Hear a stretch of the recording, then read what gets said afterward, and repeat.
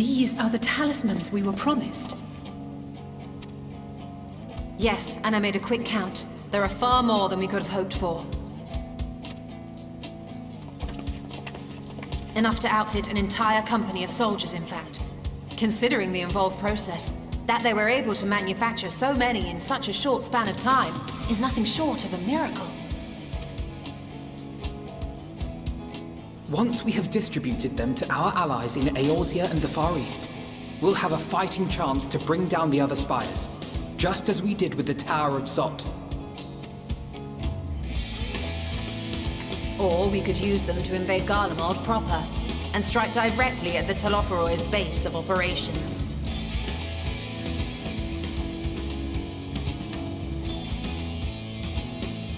Of course, we would need to consult with various alliance leaders before such a drastic measure could even be contemplated. To which end, I could set out forthwith and present the idea to each of our allies in person. Pray allow me to undertake some few of those journeys. I find myself restless and in need of purposeful duties. I can head eastward. Bosnia and Dalmasca are just a short hop from here. And Doma's shinobi network should come in handy for passing on the word. We shall share the burden then. Meanwhile, I think it best that you and the others take the talismans back to the Baldessian Annex. We must keep them safe and secure until we've decided upon a course of action.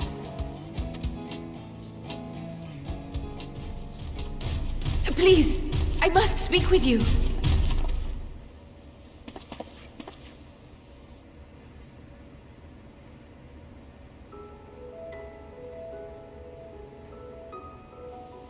Nidana, you're awake?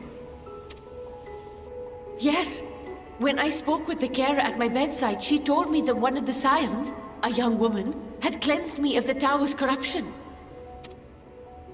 It seems I've been asleep ever since the treatment. But when I awoke and learned you were all still here, I knew I had to come.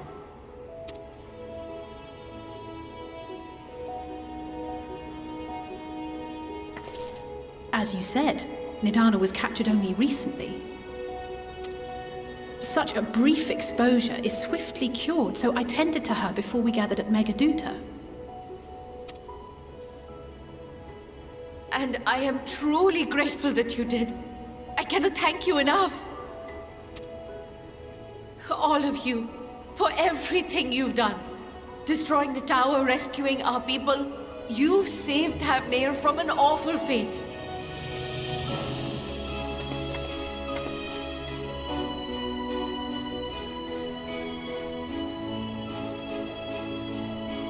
Yet who hath truly saved whom? Due in no small part to thine inspirational courage, the alchemists were successful in reproducing warding scales of proven efficacy. Replications of thy work now stand ready to travel across the seas, unto the hands of those who might wield them against this rising evil. The talisman? Is this true?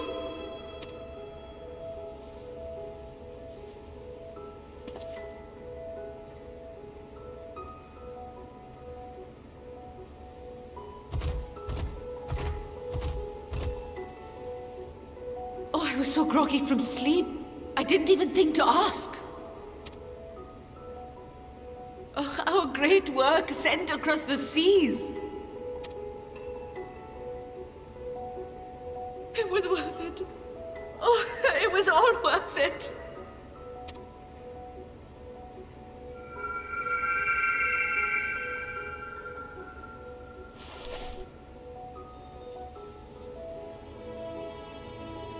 Look at that! Its color is completely changed.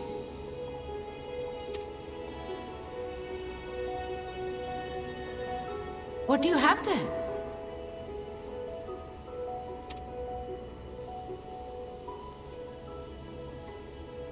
How unusual. I wonder if the effect is a reaction to Akasha. I'm afraid I'm not familiar with that term.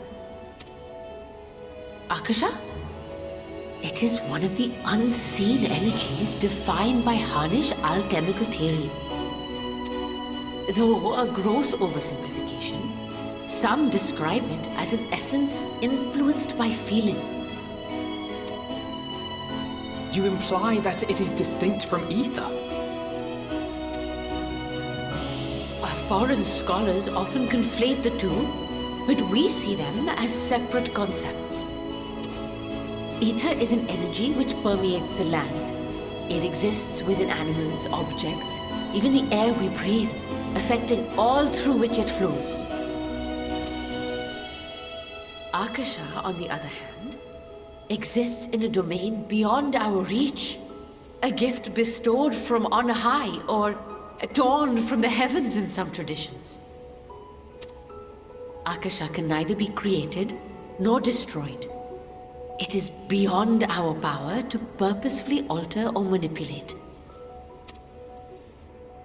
The only thing observed to influence it is an abundance of, I want to say, spiritual emotion. As a veteran of the battlefield, surely you've experienced moments of desperation or exaltation when you've transcended the usual limits of your capabilities. That is a manifestation of Akasha, the invisible essence harnessed by heart, mind, and unyielding spirit.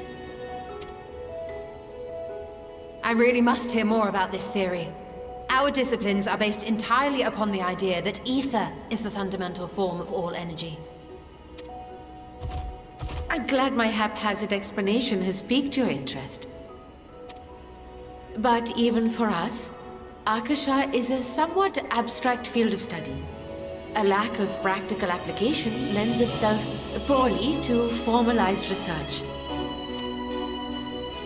Which is why my analysis of your flower can amount to little more than idle speculation. I am sorry. Nonsense! You have nothing to be sorry for.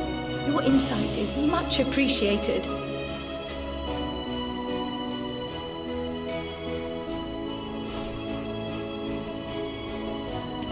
Shall we depart for Charlian then? I will see to it that the talismans arrive at the Annex. And we will be in touch once our talks are concluded. I suggest you rest while you can. From here onward, sleep is bound to be in short supply.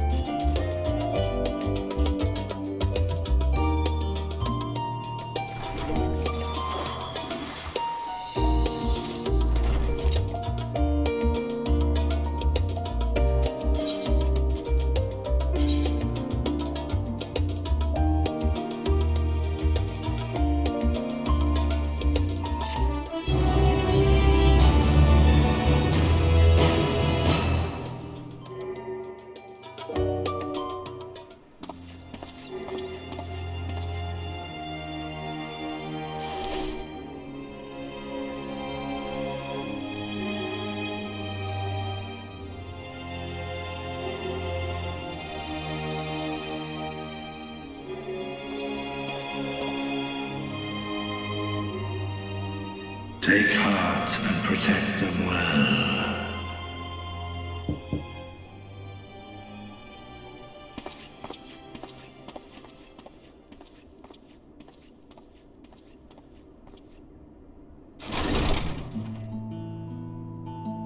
Good!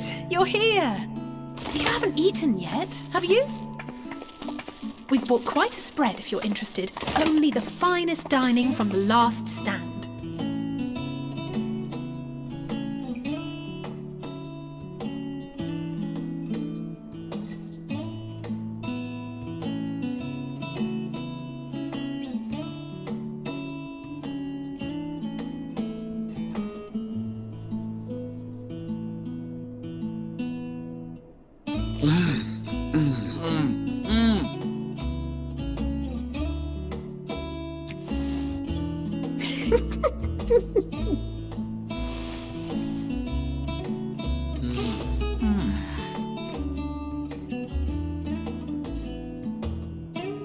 Lest you wonder, we invited Estinian as well.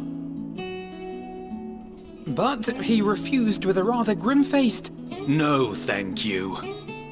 I suspect Charlian cuisine is not to his liking. Oh, I don't know about that. Perhaps our lone wolf just needed some time apart. What? To perfect his brooding stare? Next time, I'll drag him out by the ear, sit him down in front of a Charlian feast, and see that he eats every last bite. An excellent idea. Of all people, warriors must take proper meals and rest if they are to maintain a healthy constitution. Poor Estinian, beset on all sides.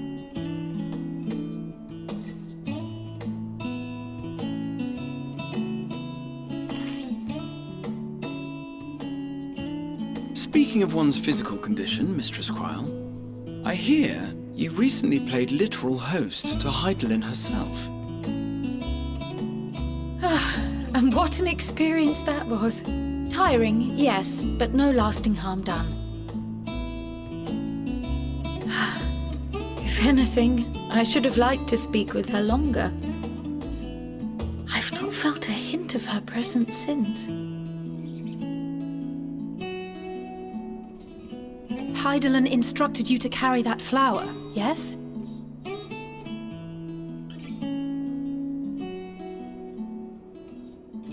Twill be your guide, test and proof of your conviction.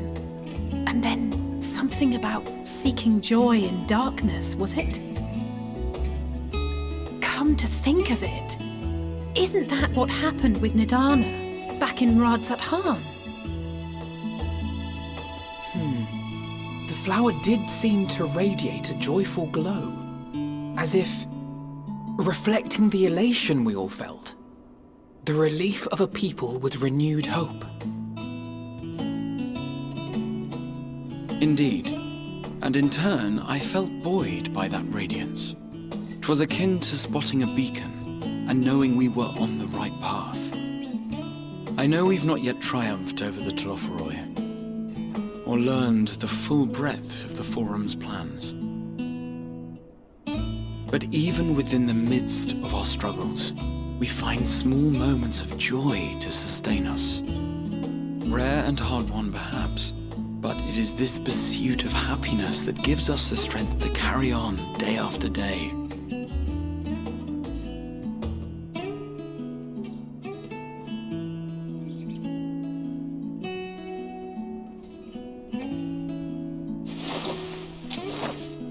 Hey, that's mine. To the swift the spoils. Though I recall that levitation spell of yours was quick enough. Only barely. And even at my best, I'm still too slow to wield it effectively in battle. Mayhap I simply require more practice with this new magic. You unearthed it from the depths of Numenon, I presume? Aye, and from a veritable mountain of arcane tomes at that. 'Twas necessary to facilitate my solitary explorations. Or, to put it simply, you used it to sneak around the forbidden archives. Yes, well, after a fashion.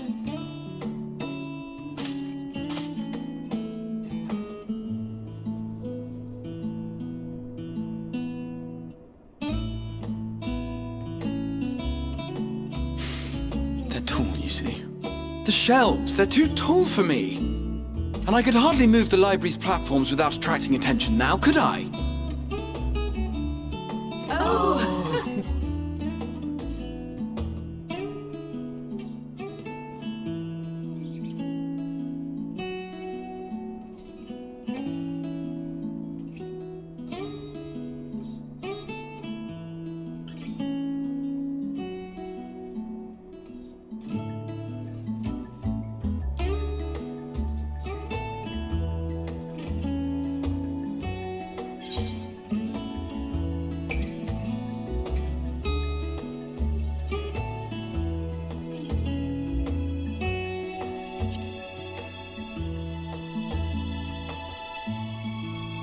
else did you think we were here? Surrender to thy fate, O champion.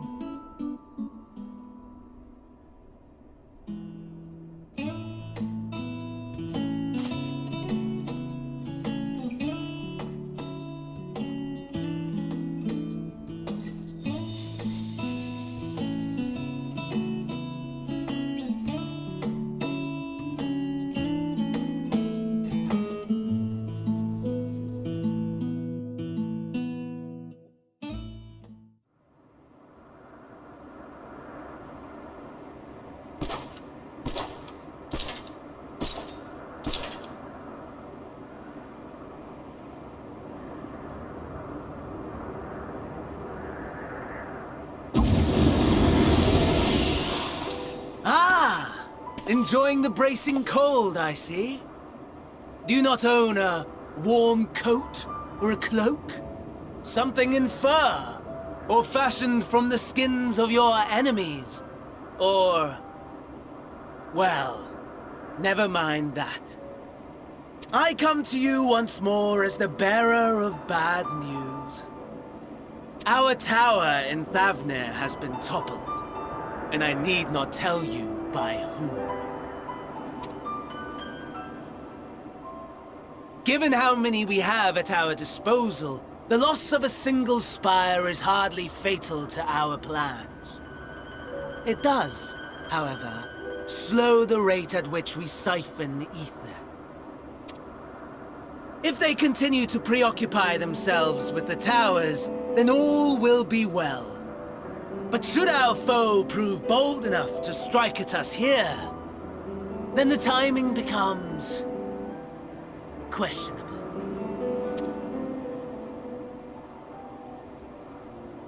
Our foe is bold enough. Of that, I can assure you.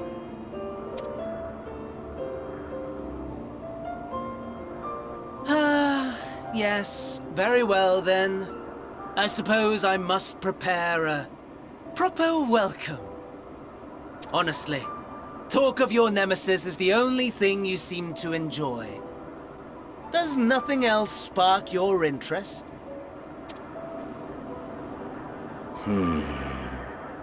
No. All else is... equal. Equally tedious. Equally disappointing. The world is a tepid bog into which we sink, too weak to thrash as the mud clings to our eyes and fills our throats till we blissfully choke. But then came the light, blinding and pure and hot, so very hot, enough to set my soul aflame. I basked in the afterglow until the void yawned once more. And then I knew the muck would never claim me again.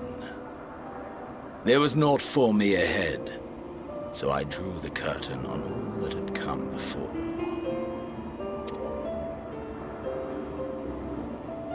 Burn, burn, let the whole star burn. I will have my contest. I will reclaim my moment.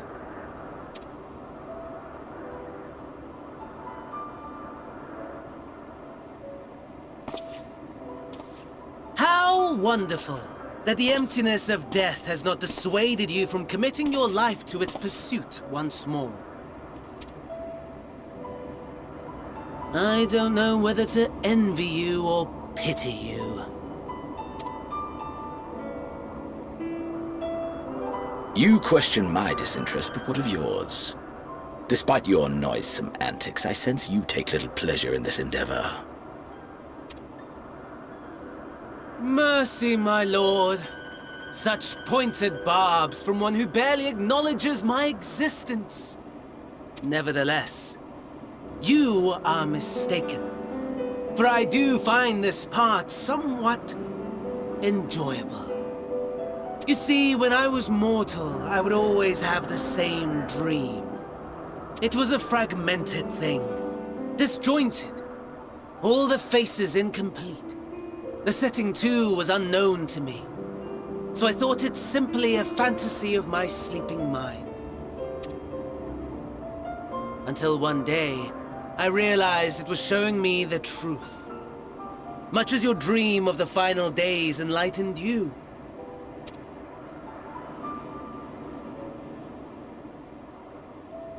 And soon, very soon, the rest of the world will see the truth of my dream too. Yes, I think that is something we can both enjoy.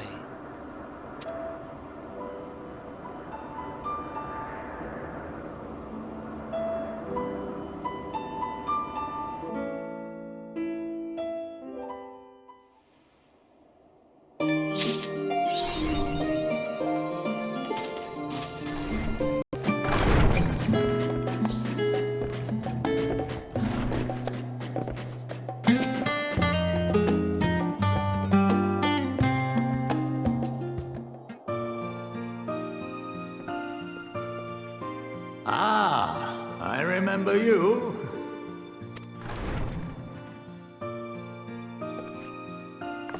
I pray we have not caught you at an inopportune moment. We wanted to offer our thanks for your kind words in the forum.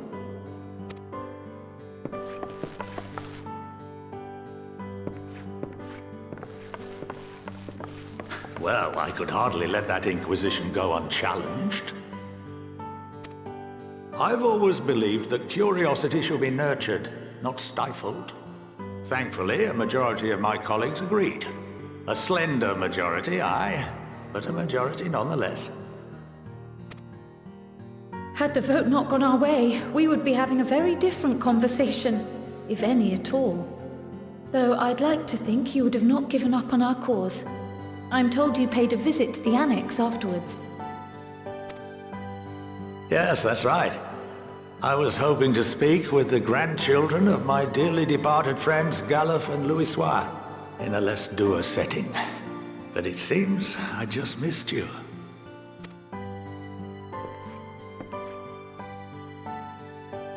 I still can't believe how much you've grown. If only your grandsires could have seen the way you presented yourselves to the Forum. Why, it fair brought a tear to my own eye.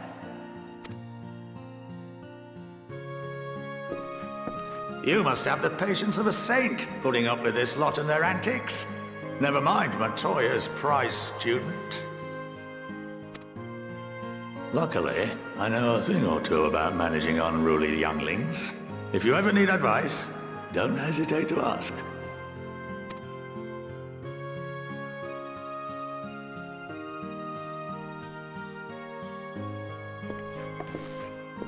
If I may, there is a rather more pressing matter we wish to discuss.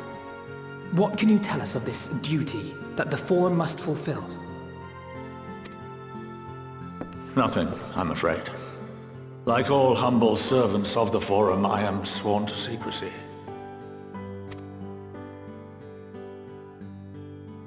Or rather, I couldn't tell you if I tried. Our duty is of the gravest importance. Furthermore, if the particulars were made public, it would incite widespread panic. As such, those entrusted with this duty have been bound by an enchantment, which prevents us from speaking of such matters without the express permission of the Forum. How is that even possible? It's been some time since I last gave a lecture. Please, take a seat.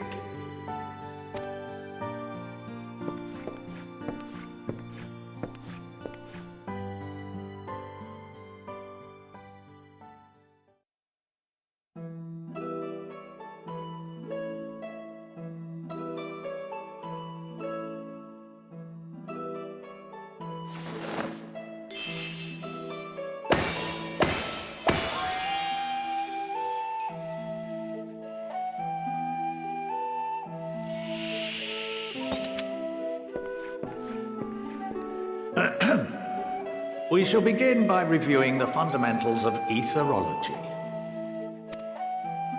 The ether, which imbues us with life, can be categorized into 3 forms. 2 are of the incorporeal sort, the soul, and the memory. Can anyone tell me the third?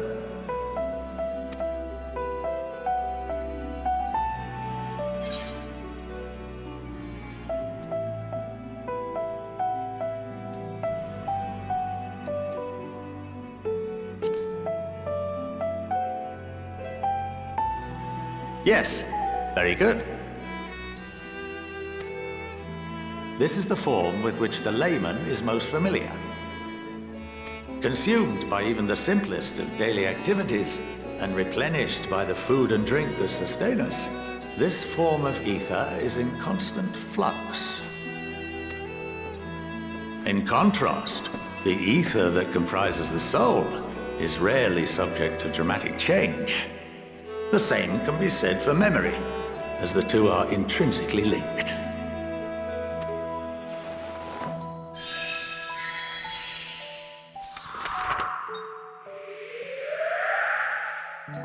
Picture the soul as paper, and memories as words written upon it.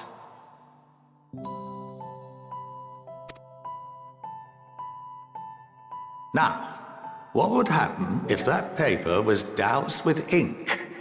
The same type of ether as comprises the memories.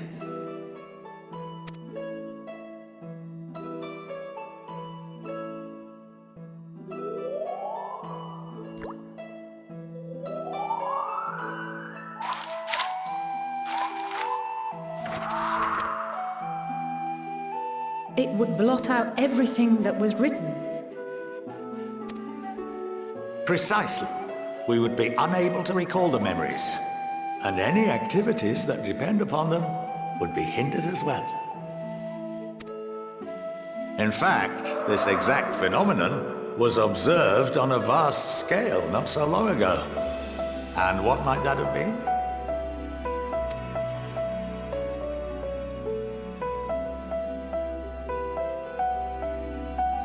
The 7th Umbral Calamity.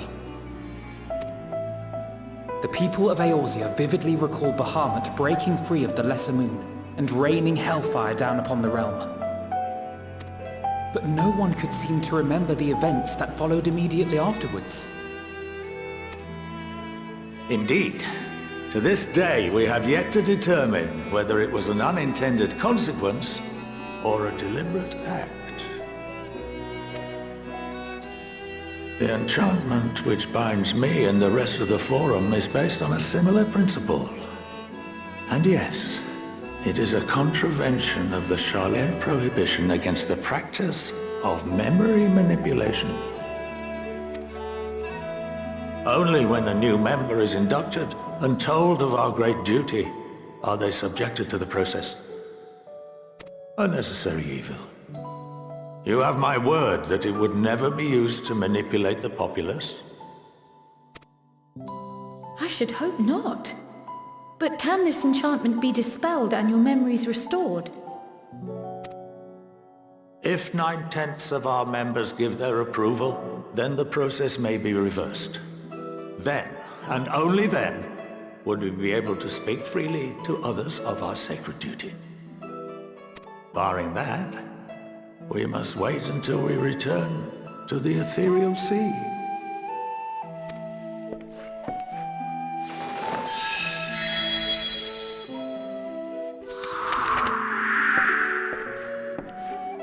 For there we will be purified, the blots upon our souls washed clean.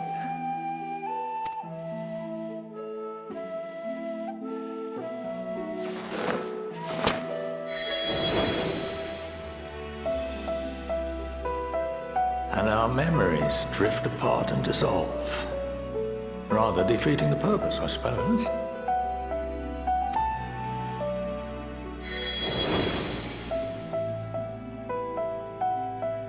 But there are those memories that are indelibly etched upon our souls, some believe.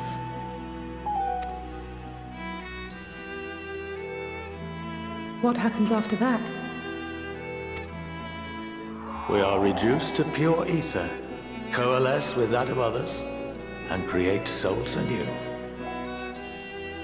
Alternative schools of thought assert souls remain whole and return to the corporeal world, reborn into another form. Both theories have their proponents. Personally, I consider each equally probable.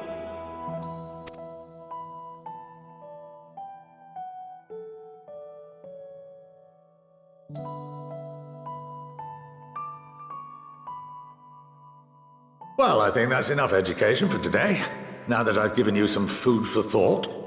Or rather, an entire banquet.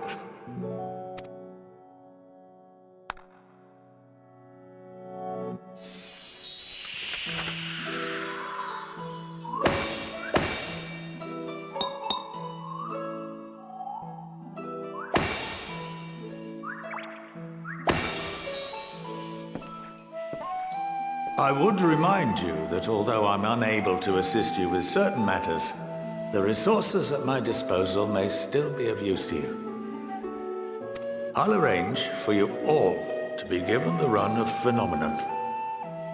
Of course, as associate to our alumni and the students of Baldessian, this privilege is extended to you as well, my friend. Oh, and I suggest you speak with Ki Aliapo.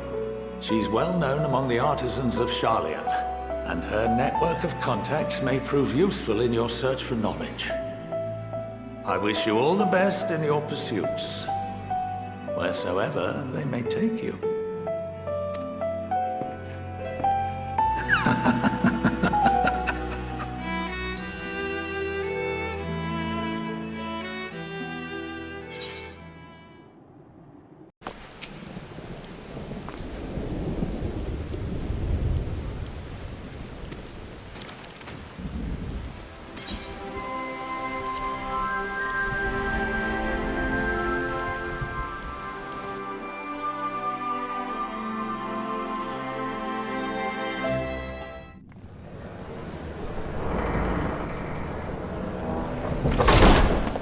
By the 12.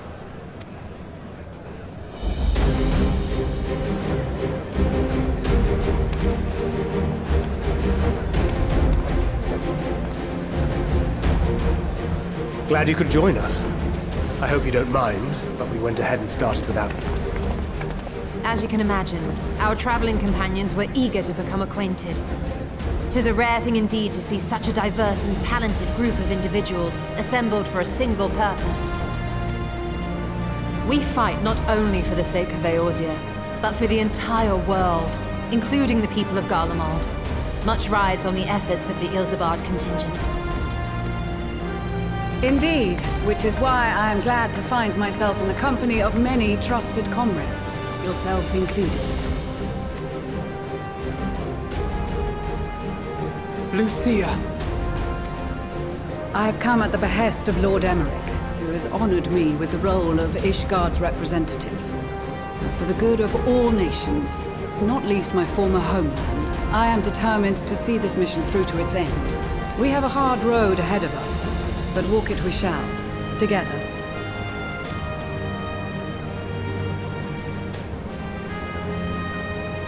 We too welcome this opportunity to work together once more. I have faith that, if there is a way to resolve this conflict, we will find it.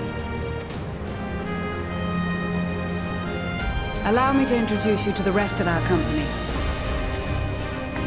Everyone! If I may have your attention.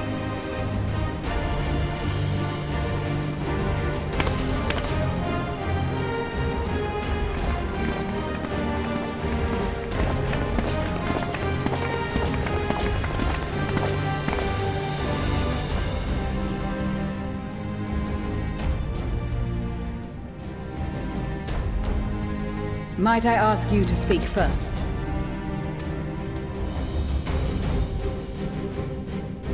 If I must, I am Arun Senna, spokesman for the Gridanian delegation, here on behalf of my esteemed sister, the Elder Seedseer, We shall provide support and protection to those in need during our time in Garlemald. To that end, I am joined by healers selected by the Conjurers Guild, with the Order of the Twin Adder's Finest serving as our escort.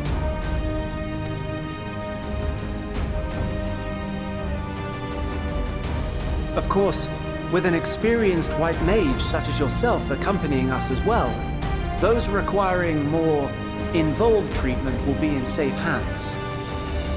Raya O sends her regards, by the way.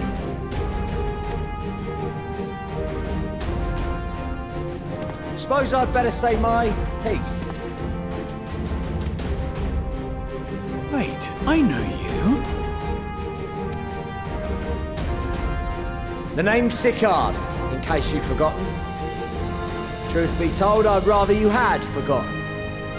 Any road, the Admiral asked Captain Hillfear to send his best, and for whatever reason, he picked me.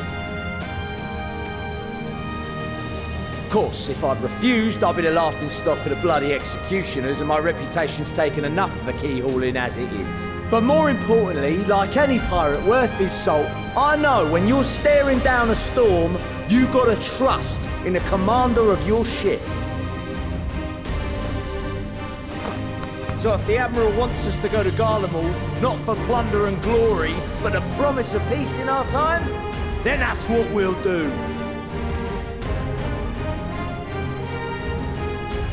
Since we all know how much the Empire loves its steel, we thought we'd bring along a few smiths to make the most of it. Give them a pile of scrap and they'll cobble together anything you fancy. Of course, just like the Gridanians, we got fighters of our own. We might have come with a more constructive purpose in mind, but we're more than capable of cracking skulls, believe you me. Well, you're certainly raring to go. Then again, so are we. The most dependable warriors of Uldar and Alamigo have assembled at the Sultana and General Aldin's behest. If Garlemald has truly fallen, then the whole place is likely to be crawling with Telophoroi. We'll need plenty of troops to clear and hold a path for others to follow. That's where we come in. Naturally, Marshal PanyapiN and I will be leading from the front.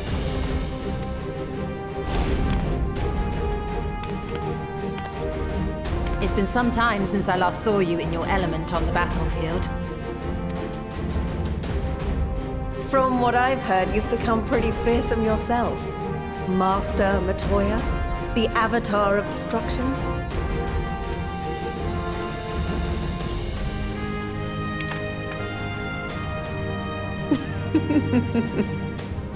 With comrades like these, I know we'll succeed, no matter what awaits us.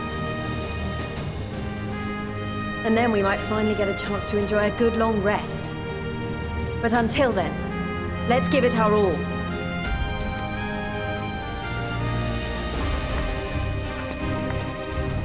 As for Ishgard, we Temple Knights have come in force to uphold our nation's commitment to the peace and welfare of our allies.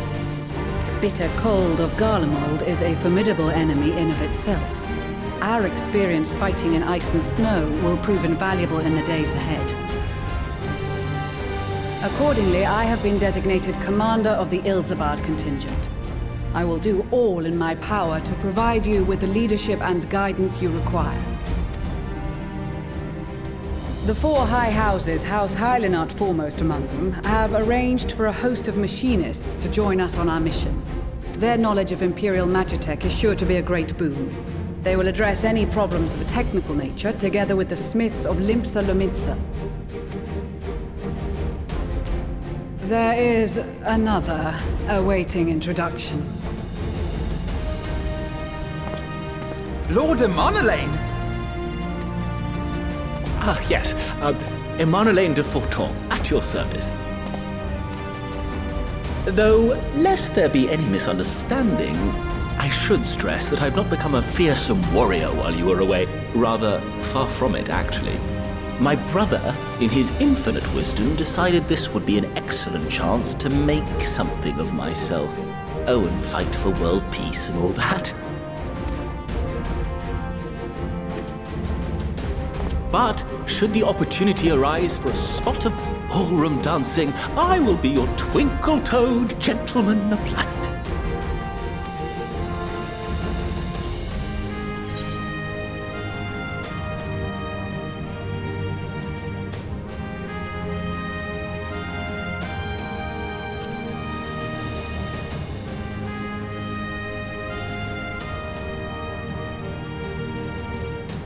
Huzzah! I cannot wait to regale Honoroa with my tales of derring-do. I believe that concludes introductions for the Grand Company of Eorzea. Our allies from the Eastern Alliance were due to arrive some time ago, but it would appear they have been delayed. Would that be the shinobi of Doma? Actually, they've been tasked with relaying messages back and forth between the various Eastern nations. According to Lord Hien, however, an equally capable company of warriors has been sent in their stead. Out of my way, you preening fool!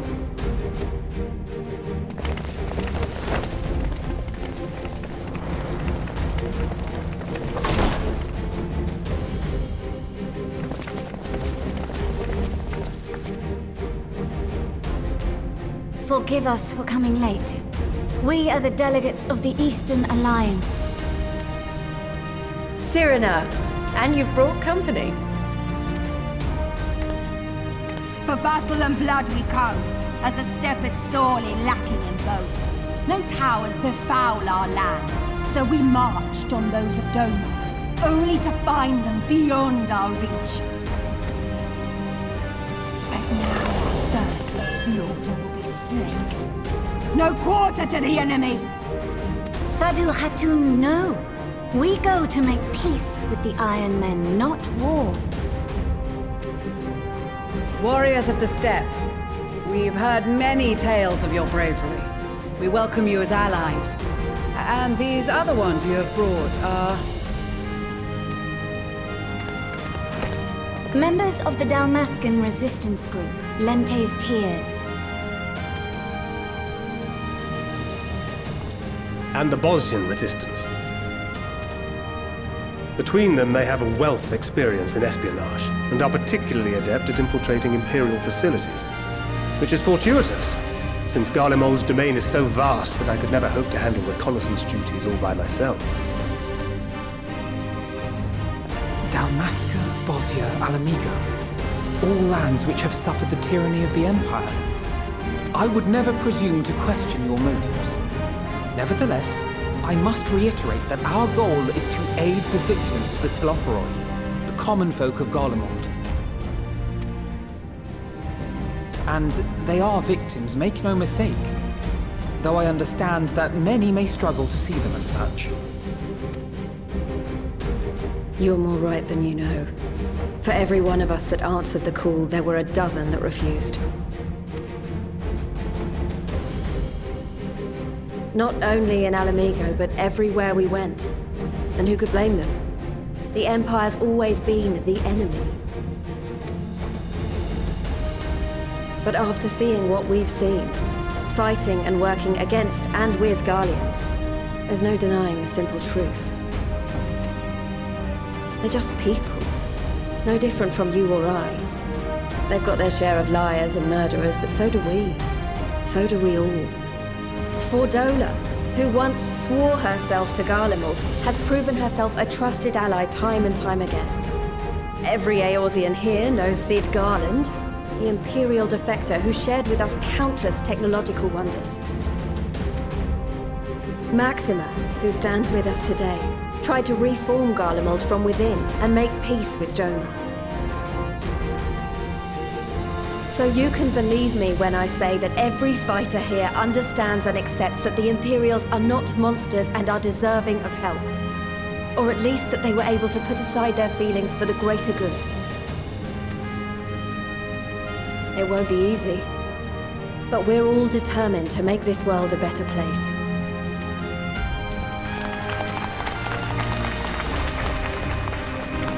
What lingering concerns I may have had were clearly unwarranted. I agree with everything you said wholeheartedly.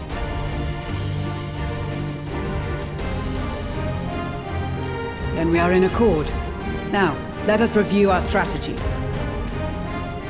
To reach the Garlean capital in northern Ilsabard, we must cross the central mountain range. Fortunately, Garlemald Ironworks can provide aerial transport, sparing us this most treacherous part of our journey. However, attempting to fly any closer to Garlemald would attract the attention of the Telophoroi. As they appear to have seized control of the majority of the Imperial military, we must assume that includes its fleet. In addition, Garlemald possesses devices that can interfere with airship navigational systems, further discouraging an airborne approach. Given the circumstances, the closest we dare deploy our contingent is an area between the range and the capital, the Magna Glaciers. From there, we must travel the rest of the way on foot. We will also need to bring the airships with us to ensure we can withdraw with haste. Although much of the terrain will be blanketed in snow, we should be able to make use of local roads and shipping facilities. The vast ice field will afford us an unobstructed view of the surrounding area. On the other hand, it will also allow others to easily spot us, so it is imperative that we only make camp in positions where we can easily defend ourselves. And the airships, which must be kept safe at all costs. We cannot account for every possibility, so we must be prepared to think on our feet. We will be tested. Sorely tested, I expect. But for our homes and for our people, and a people not our own but in need, we will succeed. Spare no effort in your preparations. Once we depart, there is no turning back.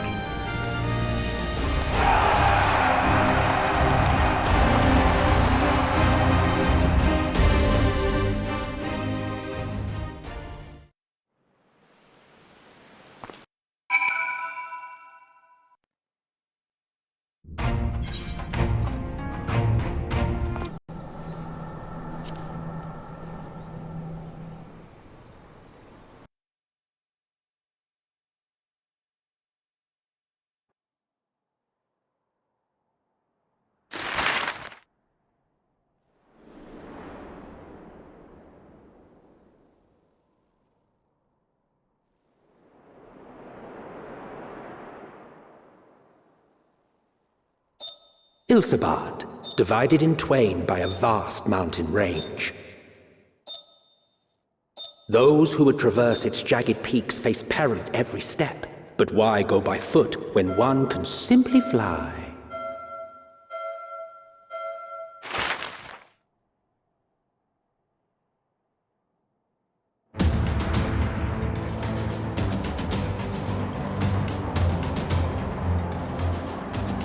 On the outskirts of the Imperial capital, in the frozen wastes of the Magna Glaciers,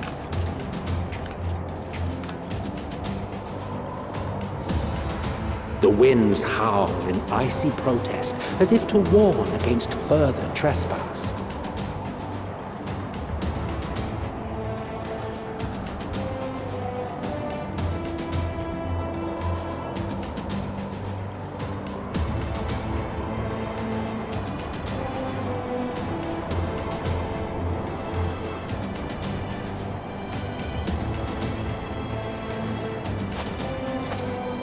We've received word from Thancred's reconnaissance party. They've sighted a detachment of heavily armed Imperials. Survivors of the Civil War, perhaps? Perhaps, but there is more to it than that. Maxima reports that they're led by Vergilia, legatus of the 3rd Legion, which comprises the bulk of their number. However, they are also joined by several members of the 1st. From what I recall, the 3rd Legion fought for Nerva in the War of Succession following Varus's death. The 1st, on the other hand, were under the direct command of the Emperor and rejected Nerva's claim to the throne. These legions were enemies. Indeed. In fact, our sources claim that it was a conflict between them that sparked the Civil War. Yet now, these former foes cooperate to defend a ruined Garlemald from invasion.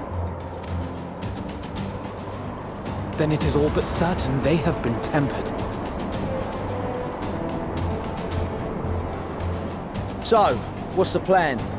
If me and my crew is out reaving, we charge straight in, no messing about. But that ain't what we're here for. Quite right. Soldiers or no, they are people of Garlemald, the very ones we have come to aid. Direct confrontation is unavoidable. Nevertheless, we must make every effort to limit casualties on both sides. Rather than kill them, I would remove them from the field. How so? Savage beatings, disarmament, and imprisonment? Not impossible, but easier said than done in the heat of battle. Having observed the opposition, I imagine Thancred had something to suggest? He did.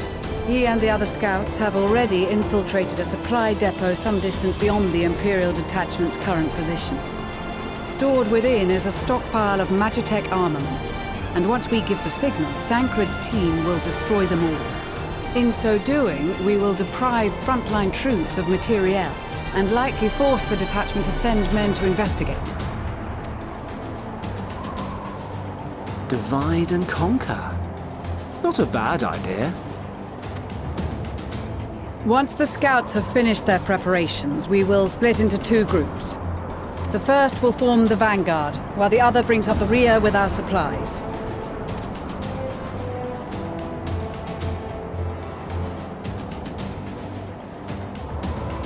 As for the Scions, I ask that you lend your assistance where you deem it needed most.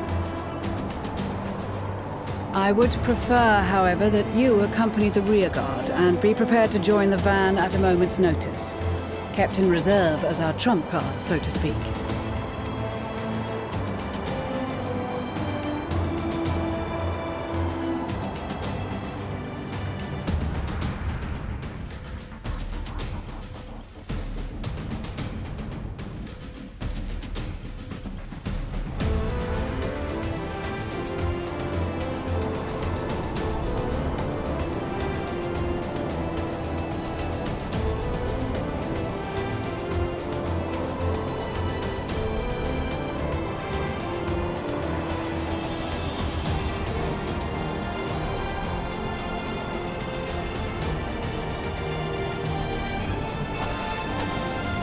Your proposal was well received. More specifically, they asked that we destroy the Imperial's toys in as spectacular a fashion as possible. Ishtola always did have a flair for the dramatic. She's not an easy woman to please, but I shall do my best to satisfy her thirst for fireworks. All right, once more for my peace of mind. Our first objective will be to rig the enemy's Magitech with explosives. After we've withdrawn to a safe distance, we'll detonate them remotely. Our second will be to issue a deactivation command to the automated units via the control terminal. If our calculations are correct, this signal should reach those deployed on the front line, giving our friends a much-needed upper hand. The blizzard will help us stay hidden, so let's aim to get in and out before it passes. Trust in the plan, and we should all live to see tomorrow.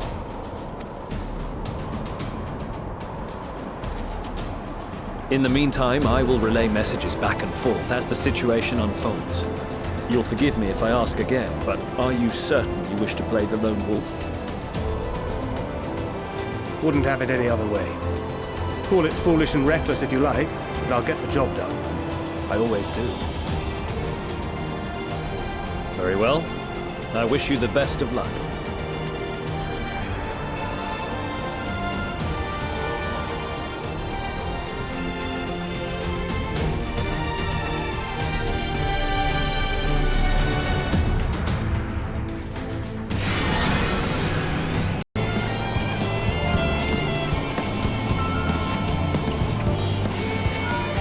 This is Thancred. The explosives are in place. Very good.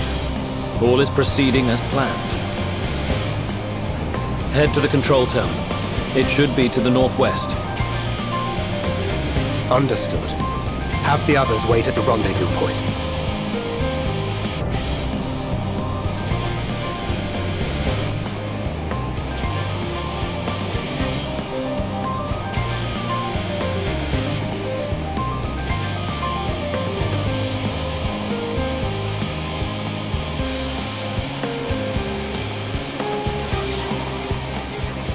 Licinia returned, and none the worse for wear, to my considerable relief.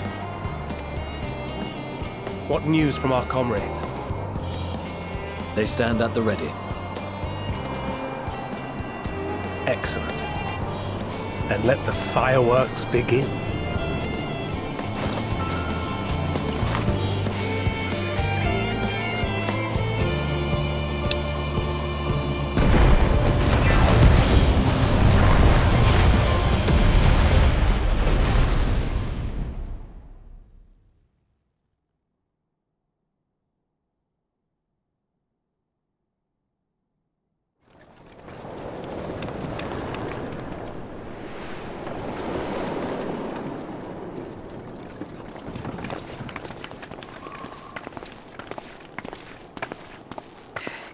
The blizzard's beginning to clear.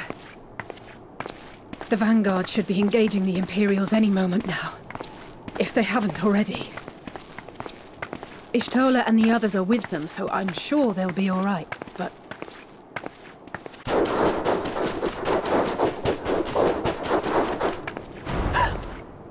Wait! Something's coming!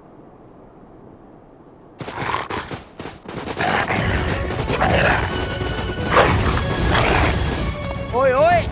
Looks like we ain't the only ones who sent out scouts.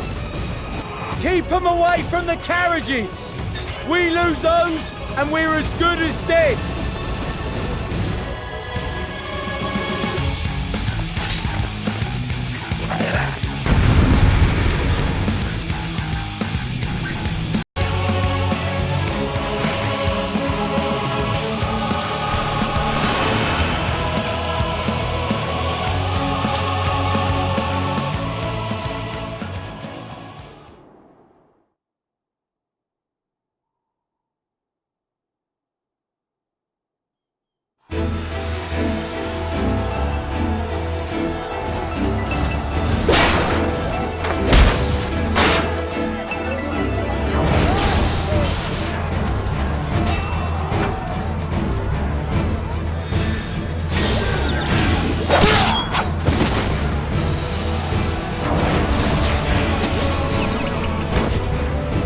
Removed from the field was not a euphemism for enthusiastically murder. It's nothing that won't heal. In time. The trouble is, their tempering has made them utterly fearless. Subduing them would be easier if they had the capacity to submit in the first place. Well, this is the path our young charges would have us walk, and that we all agreed to follow. You knew it would be hard, yet still you pledged your lance, did you not?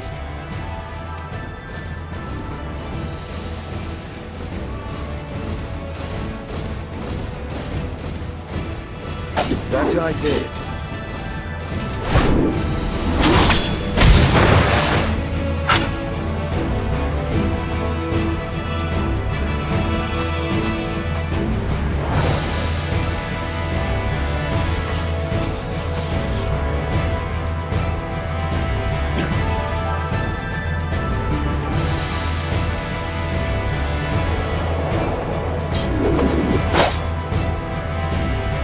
That's Vergilia! Damn it. I need to help the others take her down. There's no end to them!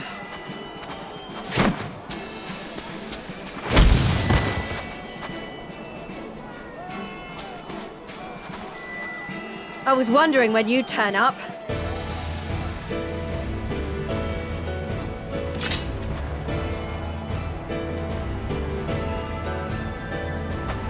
There's no stopping us now. Come on, let's show them what we're made of.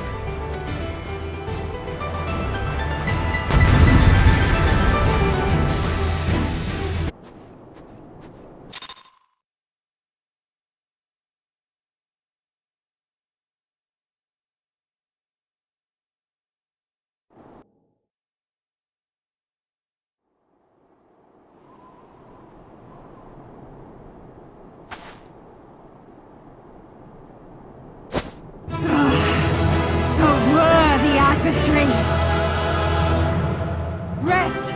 Recover! Reclaim yourself! Then we will fight again! To the death! Sadu Hatun!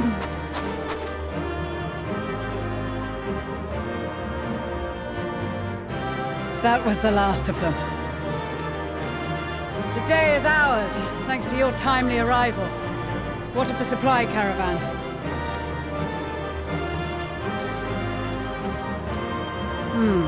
Outmaneuvered, but not outmatched. Good. Let us take the Imperials into custody and rejoin our comrades. And soon we shall arrive at the capital.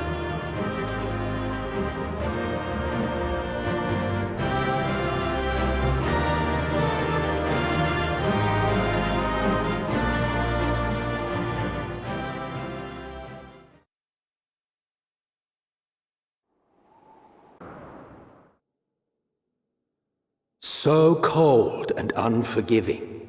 Thus spoke Emperor Solus as he gazed upon his barren domain.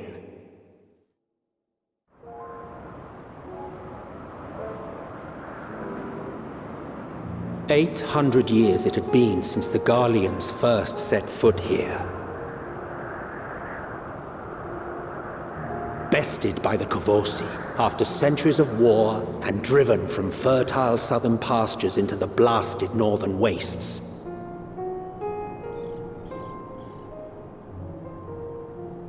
In that garden of desolation, they clung to one another for warmth, freezing, hungry, desperate, hated.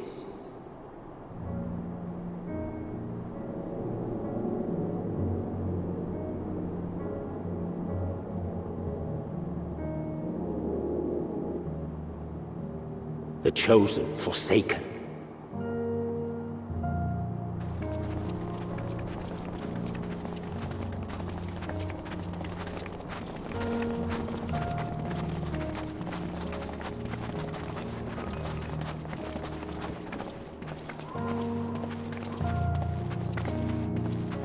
In the year 1513 of the 6th Astral Era, a young legatus named Solus single-handedly sparked the Magitech Revolution.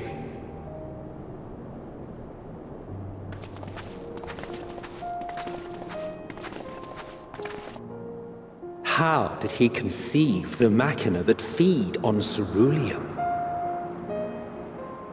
Once a common, soft-spoken soldier, how had he so quickly ascended through the ranks? Like so many others, those who knew the truth are gone.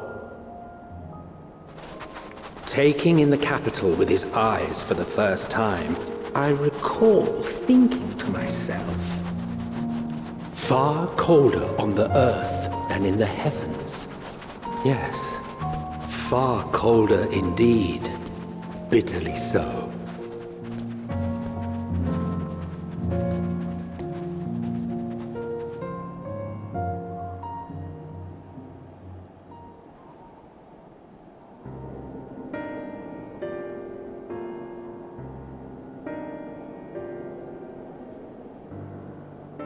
Not so much as a whisper.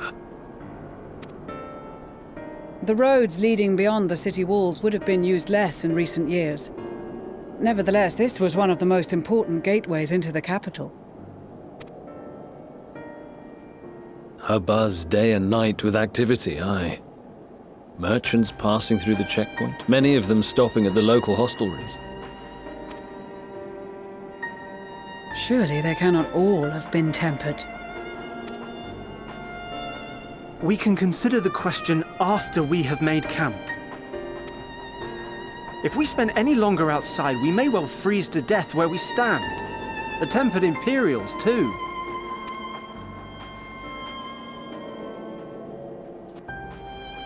This will be our temporary base of operations. Secure shelter for ourselves and the injured, and dispatch scouts to survey the surrounding area. If we're planning on staying here a while, we ought to give this place a proper name. Well, the constant sound of ice cracking underfoot makes me think of broken glass. An apt name, perhaps. But enough of this. To work, everyone!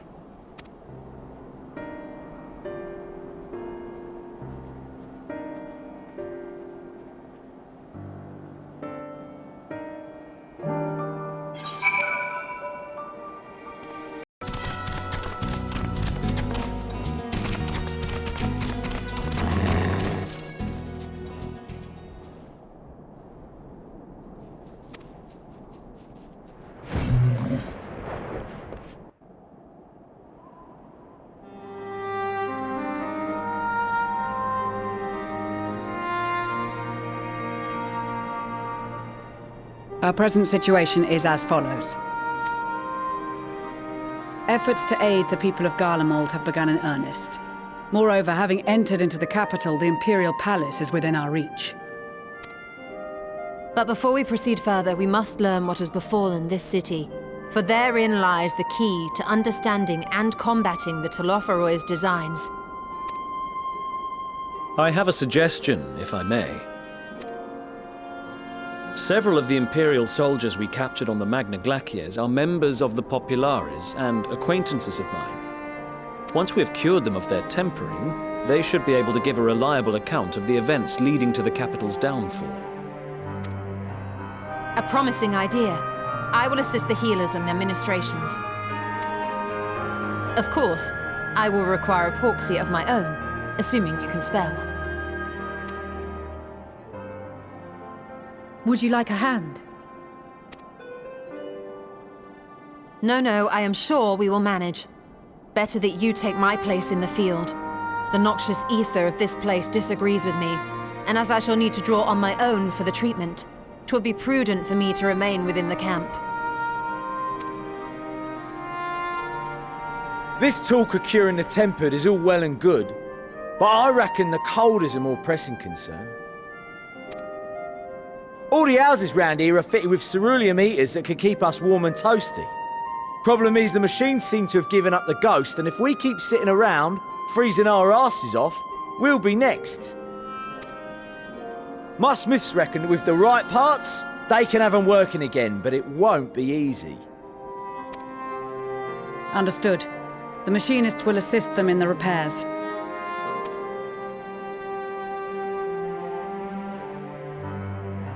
The rest of us should either stand watch or survey the area.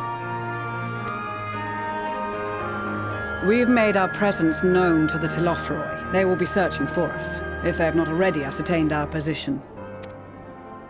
That we have seen no sign of them since the battle suggests they have yet to do so. However, I suspect they may be biding their time. Or perhaps we are beneath their notice.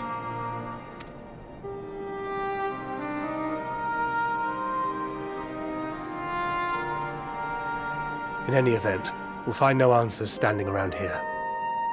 Urianger, Estinian and myself have visited Garlemald recently, so we'll lead the reconnaissance efforts. Perhaps bolstered by a few Bosnian and Dalmatian scouts from my previous excursion for good measure.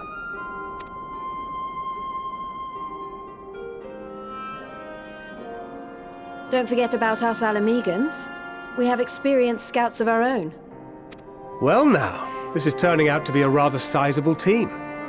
With such numbers, we should be able to cover a wide area with relative ease, including that surrounding the Imperial Palace. How about you, Graha? I have a feeling we'll find a use or two for that vanishing spell of yours.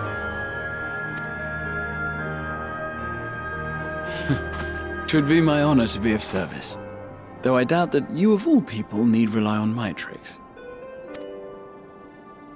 That leaves us with guard duty. As a matter of fact, I have something else in mind for the two of you and Alphino. Between here and the center of the capital lies the Eblan Rhine. I would have you search the area for survivors. Your keen sense of direction, honed in your extensive travels, should prove useful in navigating the ice fields.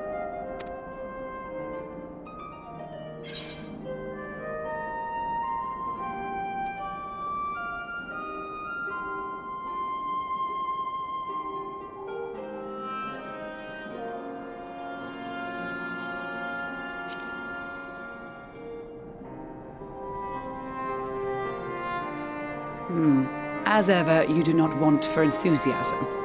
But given your experience traipsing about through Kurthus, I should be surprised if you let a little inclement weather dampen your redoubtable spirits.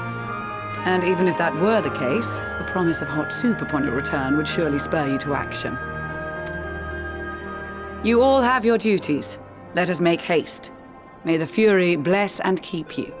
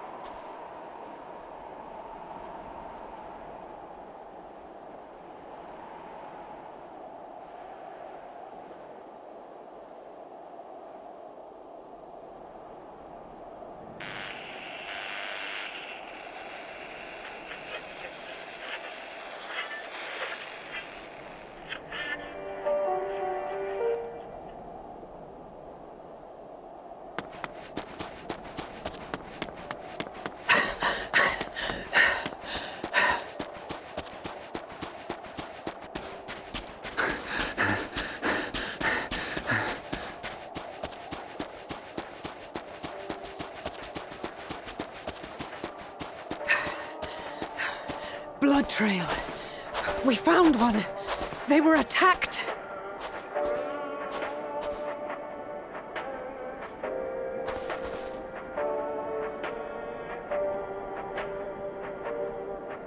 No.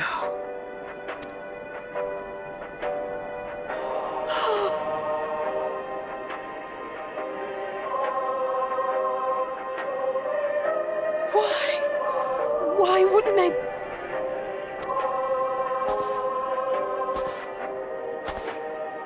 Safer to brave the wilds than trust in our magic.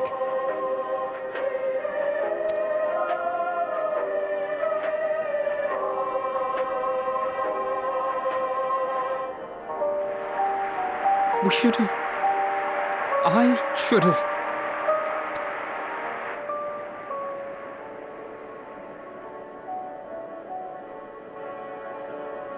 We can't leave them like this. We have to take them home.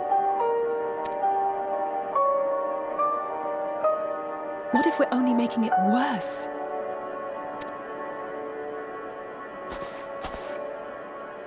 Maybe we don't belong here, but neither do they. Not out here in the wind and the cold.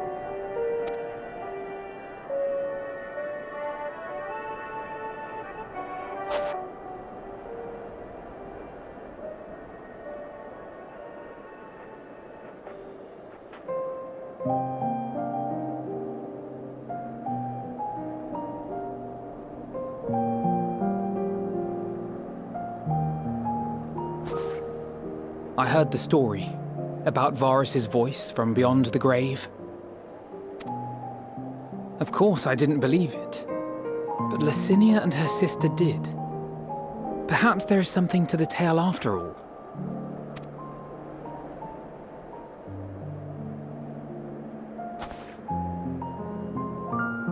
I want to understand, so I'm going to borrow this for a while, if that's all right. You had every reason not to trust us. We came as trespassers, invaders. But I pray that in time, we will be more than that to you. That we will find a way to help your loved ones. And see that no more children are left to freeze alone in the snow.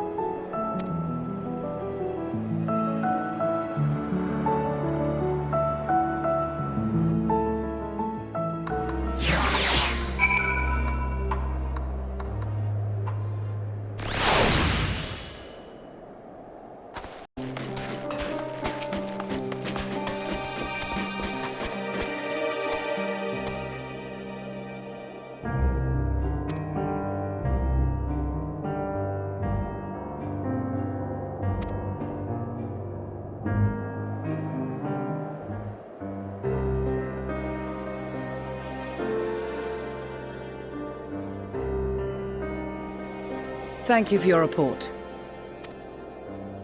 We shall inform the troops of these developments and instruct them to proceed with the utmost caution should they encounter any survivors. Allow me to go and speak with the ones at the victor's spoils. They may be more willing to listen to a fellow Garlean and accept our offer of assistance. I pray you are right. And though I am loath to burden you any further, should there be an appropriate occasion to speak of Licinia and her sister, Please.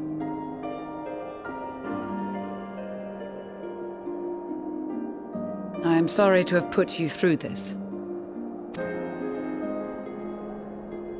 My distress is nothing compared to their suffering. So tell me, what else have we learned?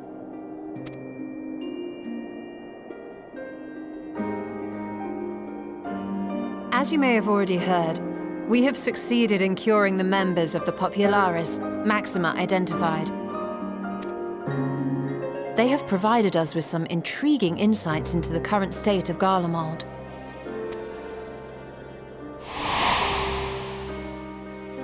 The assassination of Emperor Varus was the catalyst for the civil war.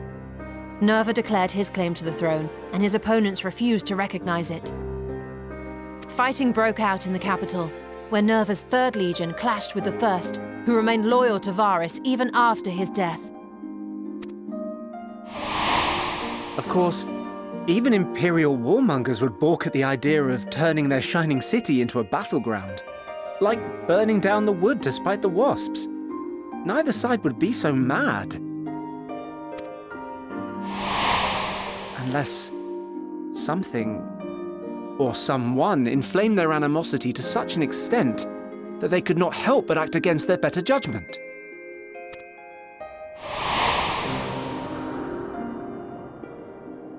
It brings to mind events at the Gimlet Dark, does it not? The Emperor's sudden withdrawal from the front lines, specifically. Nerva and his father, Titus, Varus's then political rival, took advantage of rumors that Crown Prince Zenos had been possessed by a demon. Elidibus, what better way to disparage your enemies than with the truth, or a close enough approximation? Indeed. But before their accusations could be substantiated, many of Titus's followers were silenced. While some were merely stripped of their status, others died under curious circumstances. One after another, suddenly and suspiciously. Again, Elidibus. Like as not, he had a hand in it. No evidence was found to implicate Varus, certainly. Nevertheless, Titus, Nerva, and the 3rd Legion would have judged it a brazen attempt by the Emperor to rid himself of his political enemies. And then, in the midst of this growing turmoil, Varus Sosgalvus is murdered. And Garlemald's own prodigal son, Gaius van Belsar, is named the murderer. Shortly thereafter, Nerva claims the right of succession, and in response, the 1st Legion claims the assassination was part of a coup d'etat orchestrated by Titus and Nerva.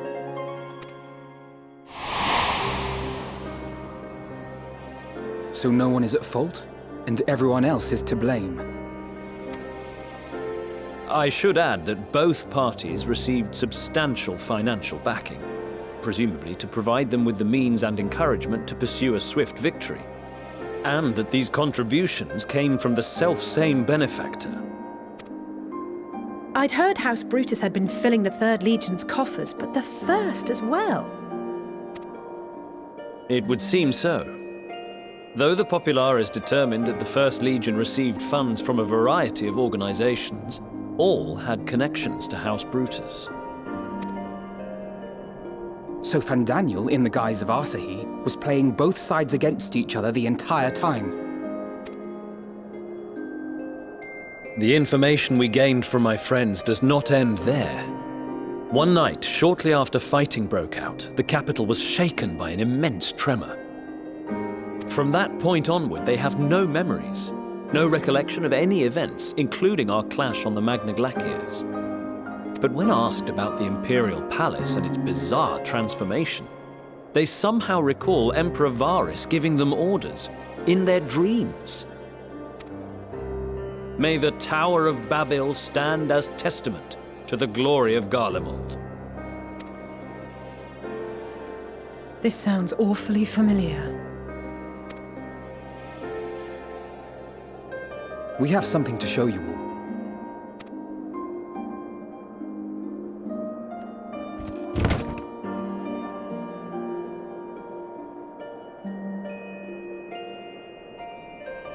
Varus spoke to them through this radio. Perhaps it was a recording, but if not, that would be inexplicable.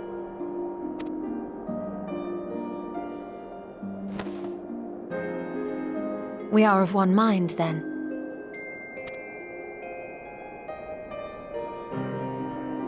The ether that permeates the ore used in this device is almost identical to that of the talismans. I see it. While it is likely more by coincidence than design, these devices might also ward against a primal's influence. A picture is beginning to form. If the tremor felt throughout Garlemald was a wave of ether emitted by a primal, then while those within range would have been tempered, those huddled around a radio desperate for news concerning the civil war would have been spared. No wonder Licinia kept it close. My friends! I must speak with you! A young man was caught trying to steal our supplies. He is a soldier of the Iron Men, we think, but one who has not been made thrall. Thankfully, Magni restrained him before blood was spilled. The stranger is outside, if you wish to ask him questions. I think we do.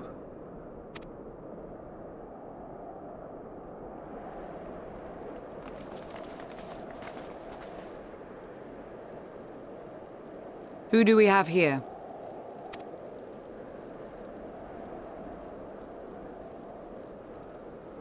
Garleans? Traitors to your homeland! Have you no shame?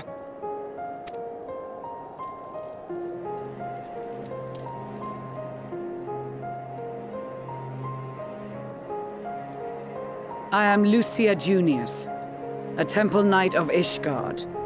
And you are? Jullus Pier Norbanus. And that's all you invaders will get from me. We are not here to invade Garlemald. Far from it. Like you, our allies in Eorzea and the Far East fight in defense of their lives and their loved ones even as we speak. But it is the people of Garlemald who have suffered most. This we know. And that is why we have come to offer you our aid, that we may unite against our common foe.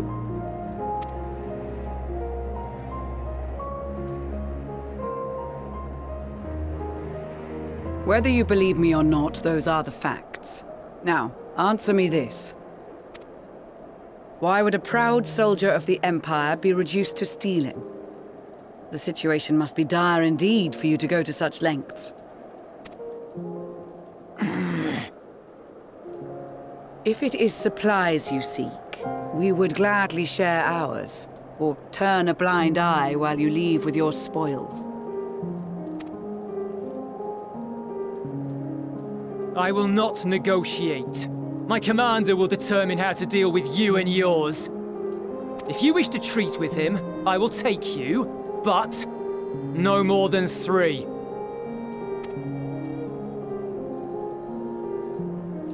I don't much like the sound of that.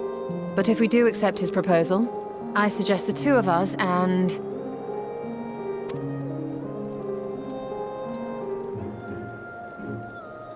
Please allow me and Alisaie to act as envoys. May I ask why? We have seen with our own eyes the hardships the Garleans face. How their futures and lives hang in the balance.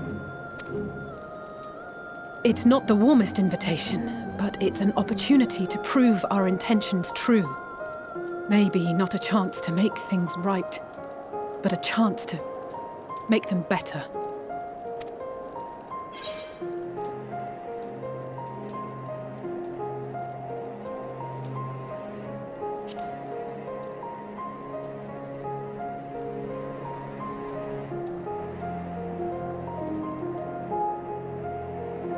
I can see that persuading you otherwise is a lost cause, but you will proceed with the utmost care.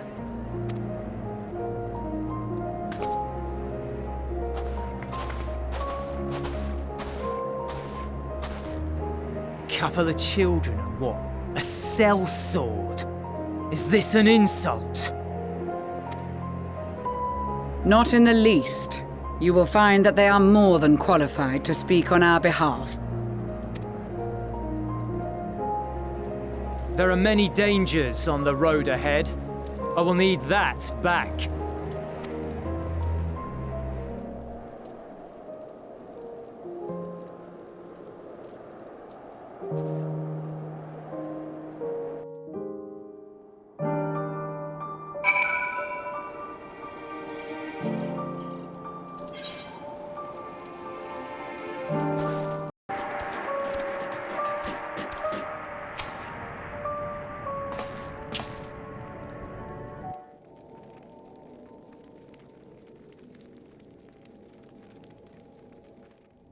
These are their chosen representatives. Very well. Let us hear what they have to say. Yes, sir!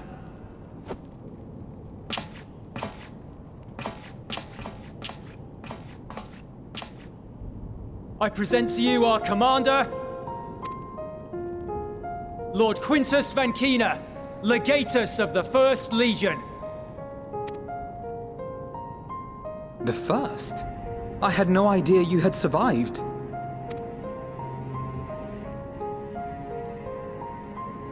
We lost our emperor, our city, more than half our troops. For my wounds, I may never take the field again. But we survived, aye. In a manner much to your liking, I dare say.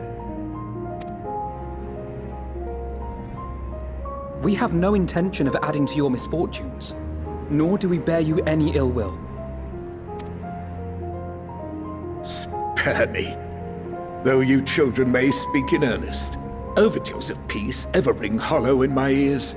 So long as man stands to profit from his neighbor's suffering, war is inevitable. Driven from our ancestral homeland into this blasted waste. Yet still you yearned to rob us of our paltry scraps. 'Twas only with Magitech that you learned to keep your distance. Though we knew it was only a matter of time before you regrouped and returned. Conquest and empire were our only defenses. Emperors Solus and Varys understood this, and through their campaigns saw us grow and prosper. Much blood has been spilled in Garlemald's name, aye. But if it is a choice between yours and mine, then it is hardly a choice at all. I do not deny that a great many conflicts throughout history were driven by the desire or necessity to gain by another's loss. That is not why we are here. Nor have we come to petition your aid in the war with the Telophoroi, grave though that threat may be. Our purpose is simply this. We wish to help you. Let us help you. If there is aught that can be done to ease your plight, we would be glad to do it. Perhaps you would.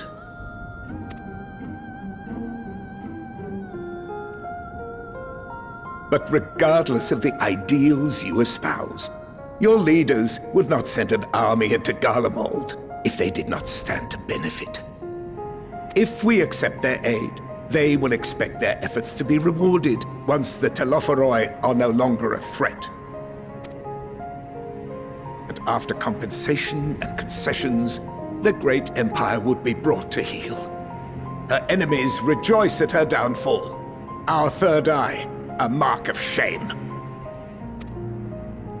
We won't stand idly by and let your people be humiliated. And we're not alone in that. We only want to make a difference, to make this world of ours better.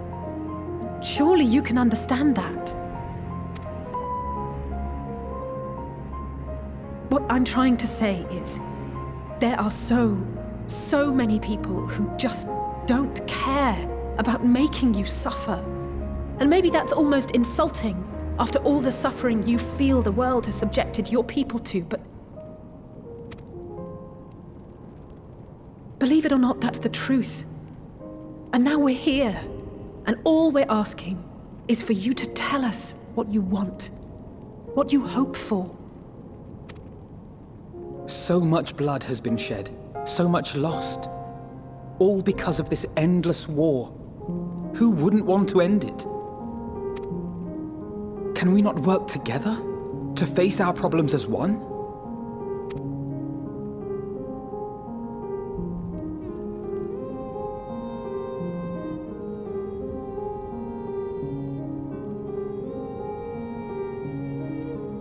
Answer me this, young peacemakers. If a world without conflict is your desire, why reject the unity and prosperity of Garlemald? Is it because we do not share your faith? That we do not share your heritage? That our ideals and virtues differ? That we cherish and hold in the highest that which you do not? Disparity is the root of discord, and peace built on compromise is flawed and fleeting. Happiness for one and all is a dream, and the reality is that to the victor go the spoils. That is why we Garleans will never submit nor surrender. For freedom and for pride, we will remain true to ourselves until the bitter end. That is my hope.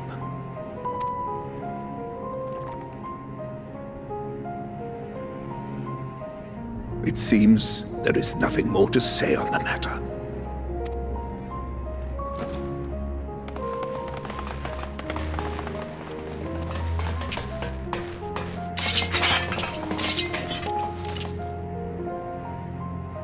You will remain here while I decide what is to be done with you. Do not be alarmed. No harm will come to you if you cooperate.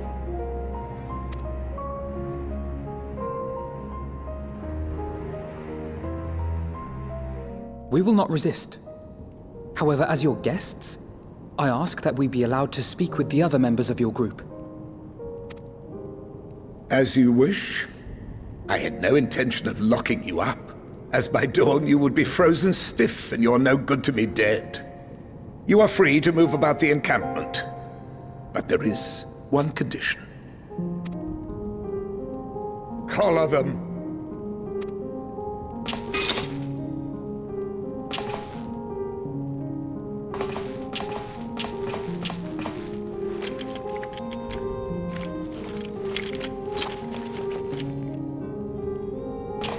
What are these?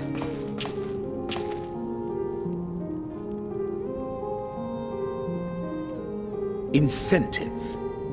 You'll be watched at all times. Stray too far or act suspiciously, and we will administer a rather painful shock. Stop! Keep away from that one.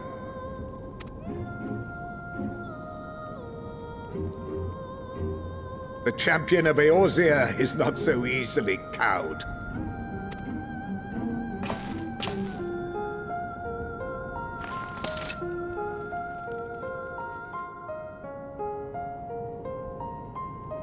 Even if he allowed himself to be collared, the shock would be no more than an itch. No. If he refuses to obey, we will activate the twins' restraints instead.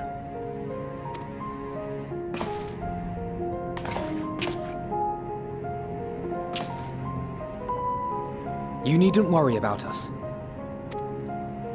We'll forget we're even wearing them soon enough. Even now, you still... Why go to such lengths? What is it all for?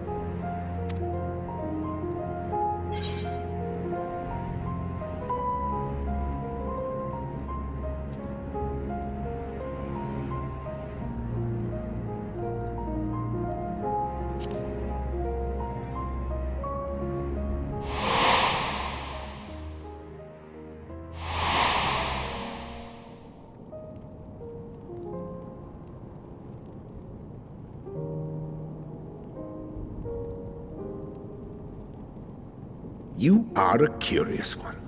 A far cry from the merciless barbarian others paint you to be.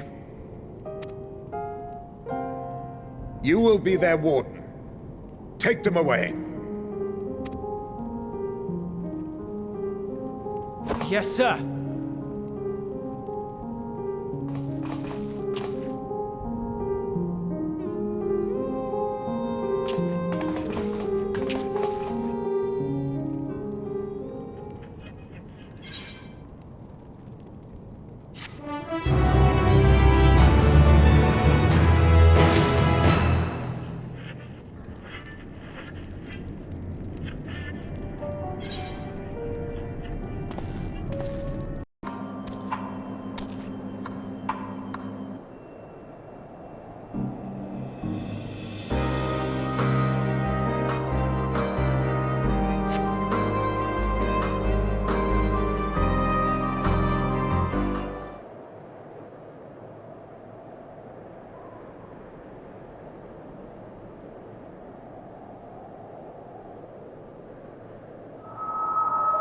Finally escaped the watchful gaze of your keepers, have we? Don't react. You'll only draw attention to yourself. Just carry on as you are and listen. After you left with the Garlean lad, Lucia bade a few of us scouts follow you at a discreet distance. We observed you being led into the station, but decided against venturing inside. When you emerged sometime later, and we saw that the twins were sporting Magitech collars, it was clear what had taken place. Now, as quietly as you can, tell me everything.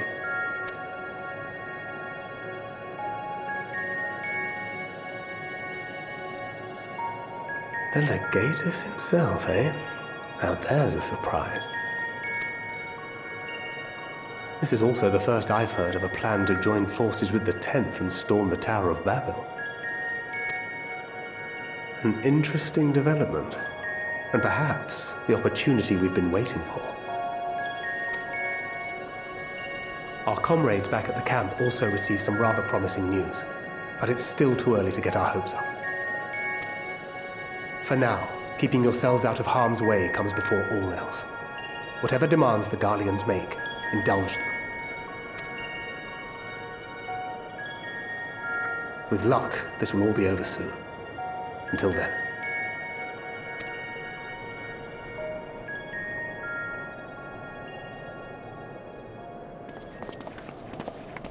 They had not gone far. We searched high and low, but no luck, I'm afraid. I might have guessed you'd be the only one to find anything. I wasn't expecting much to begin with. Eventually, there will be nothing left out here for us to safely salvage. For now, this will have to suffice. We should return to the station.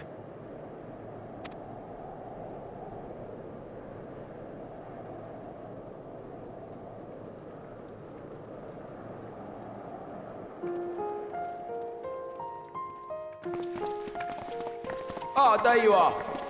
Heard you'd gone hunting for ceruleum above ground. Brought back a king's ransom? Hardly. But thanks to these three, we have enough to last a little while longer. Well, well. It's not at all what I was expecting, these ones. For savages, they seem positively docile.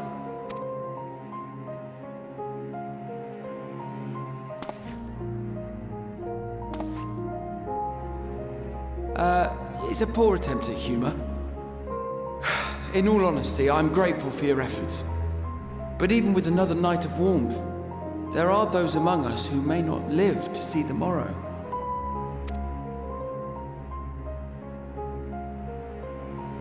I trust your expedition was fruitful. Lord Quintus!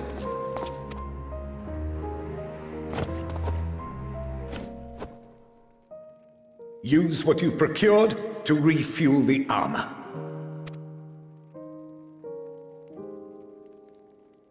But, sir, what about the heaters for the camp?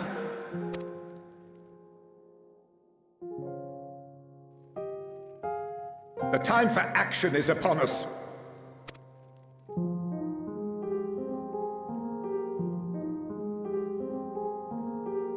My men and I have matters to discuss. In the meantime, you are to wait here. Do not forget, you are being watched.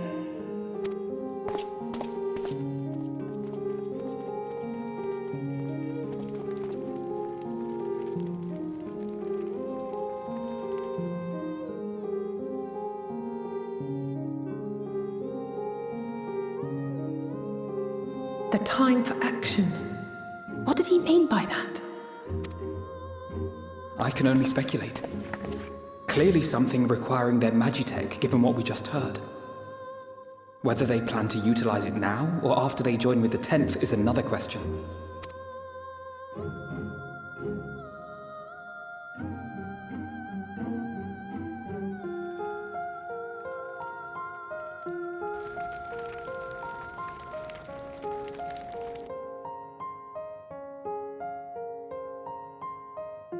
Will they ever escape this cult?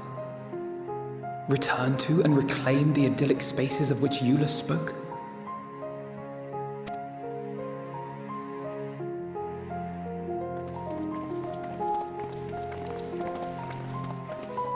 Finished your war, Council?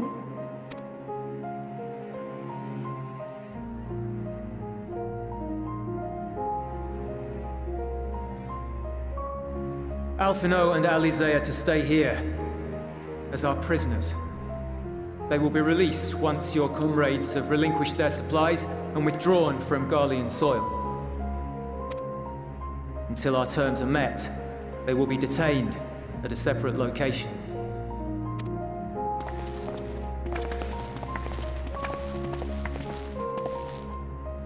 After everything we've said and done, this is how you treat us. Our allies have but limited supplies.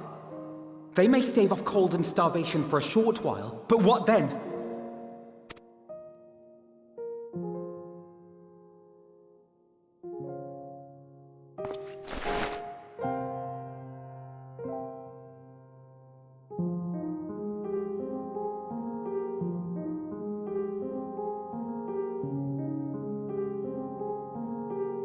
For now, keeping yourselves out of harm's way comes before all else.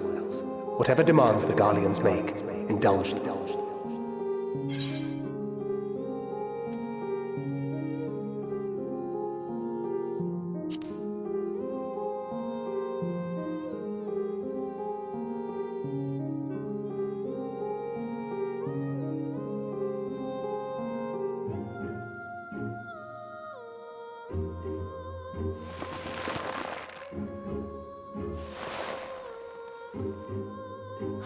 Get them out of here.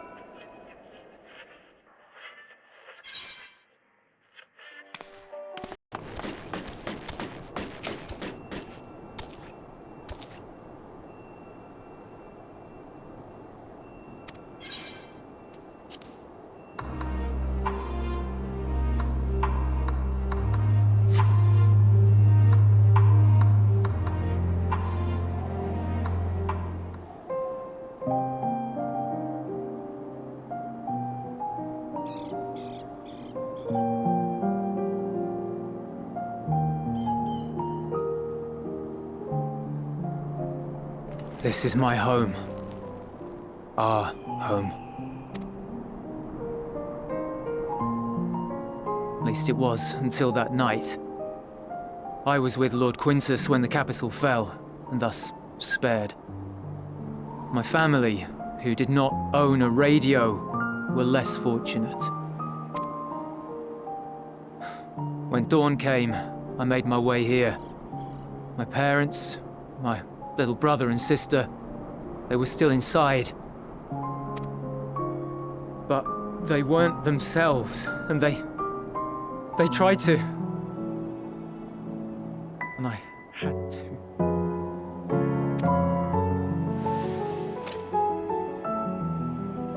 I'd promised to take them away from the capital that very morning, to somewhere safe, to hide until the fighting stopped. I promised.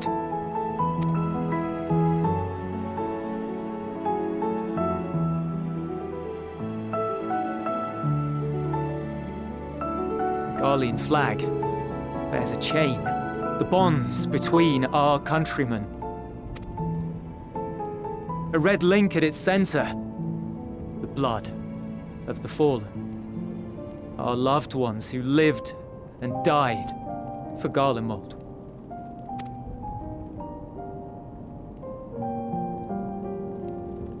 But if she too fell, who would be left to remember them and their sacrifice? What enduring proof would there be that they were ever here? If we had turned to your gods, would they have saved us?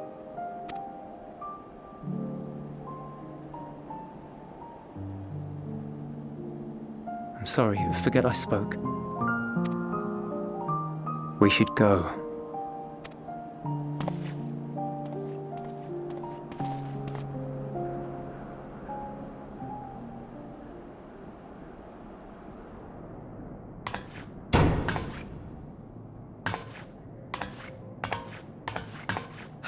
No use. Believe me, I do not enjoy being here any more than you. But he wanted us to play along, so that is what we will do.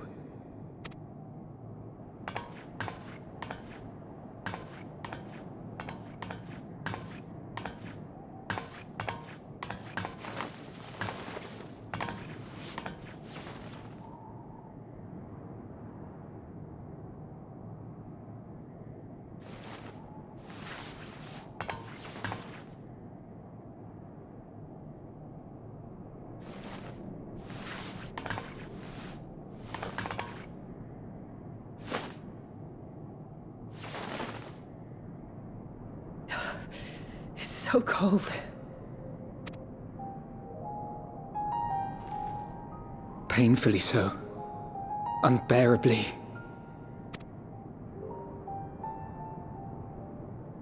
I've been thinking about what Quintus said. About why no one would accept Garlean rule. Irreconcilable differences. When coexistence isn't an option, only conquest remains. Varys at Gimlet said much the same. Only by uniting the world beneath a single standard would we rid ourselves of the Ascians. United as one people, one race cleansed of imperfections, a cold and unforgiving vision. And when we fail to live up to their standards, what place is there for us in their world? But the truly sad, truly frustrating thing is how damnably similar it all is to the lofty ideals of Father and the Forum. Non-intervention. Always non-intervention. Protect our knowledge and our people, and to hells with the rest of you. And yet, I can see how it happened. Varys and Father looked to their elders for guidance and took their virtues as their own. But for this world was of their making. In who else could they place their trust? All of us lost in a sea of chaos, searching desperately for purpose and meaning. But it shouldn't just be an extension of another's. It has to be ours. It has to be.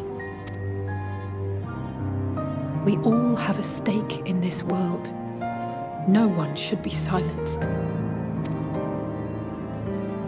I won't deny that we lack the experience of people such as Father or Quintus.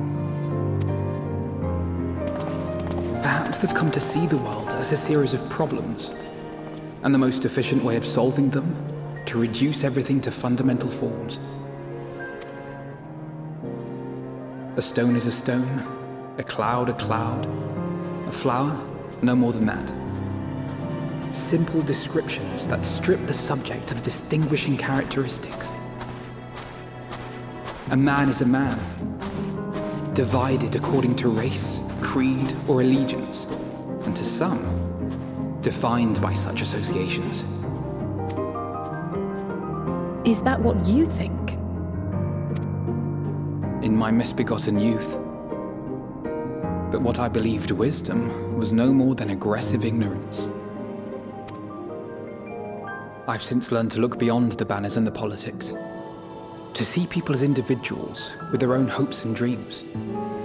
As for my dream of building a better world, well, every day I'm reminded that it is far more complex than I had ever imagined. But it only spurs me onward, to find the wisdom and the strength to see it through to the very end.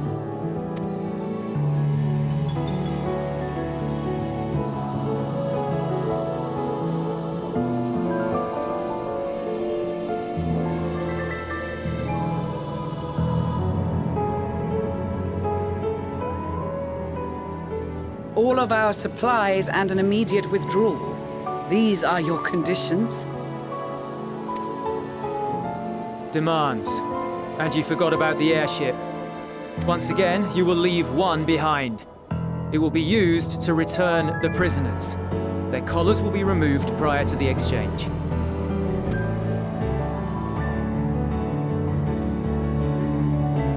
So in the end, not even Father's expertly worded rhetoric could deter you from your chosen course. Huh? Not that I thought for a moment that it would. I've no love for violence, of course, but ours is a cause worth fighting for.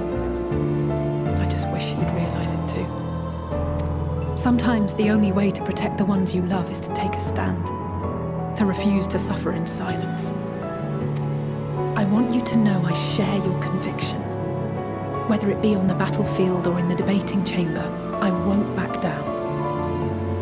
I guess what I'm saying is...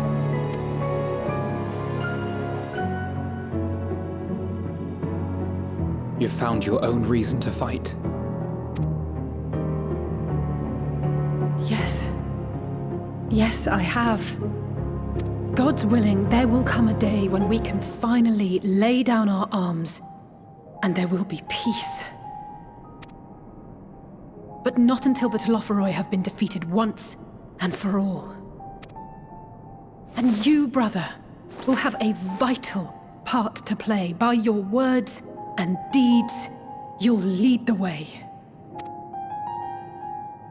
I pray I am up to the task. There'll always be naysayers. Those who think us fools for even trying. It's easy for learned elites to criticize earnest efforts and assert their moral superiority, all without offering alternatives. Not that their sophistry has ever wounded you. So stubborn and strong. Stronger than you even know. Don't ever change, you hear me? If you stumble, I'll be there to catch you. Or give you a thick ear. Maybe both, for good measure.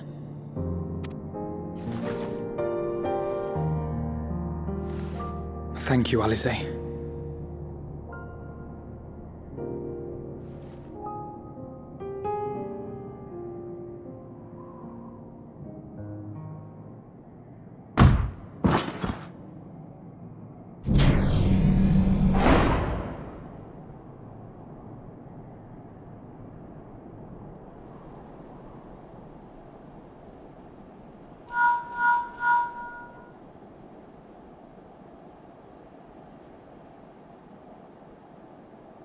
The scouts have secured Alisaie and Alphino. Their collars were removed without complication as well. They report no casualties, not for their party nor the guards, who will wake from their premature slumber in due course.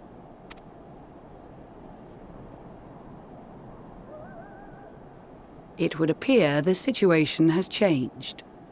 I propose new terms. We have information that will be of great interest to Lord Quintus, and I wish to speak with him in person.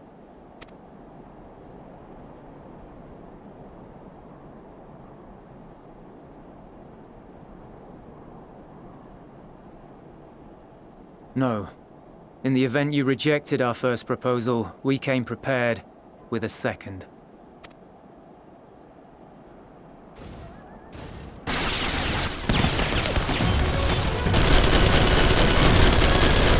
Ambush!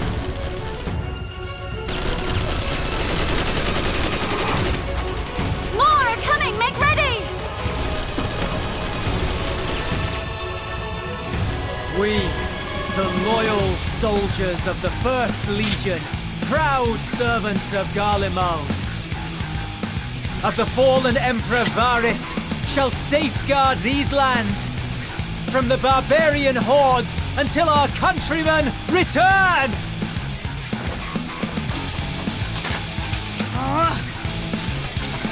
Stop! Both of you!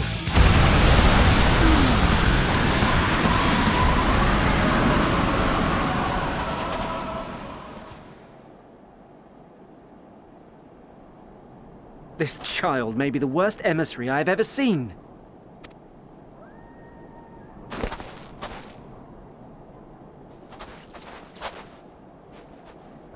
We received an urgent communication from the Grand Company of Eorzea. Envoys from the Imperial Army, led by members of the 10th Legion, came to Alamigo and requested an audience. They explained that their efforts to coordinate the reclamation of the capital with the aid of the 4th, 5th, 8th, and 12th had ended in failure. Communication between most legions has broken down entirely. Most of the 10th's conscripts have deserted, leaving their forces severely depleted. That is why, unable to continue the fight on their own, they and their allies turned to the Grand Company of Eorzea for aid. Lies! Every word! It is the truth, and I have not finished. The 10th has requested that we deliver a message to Lord Quintus. Have the ill stand down.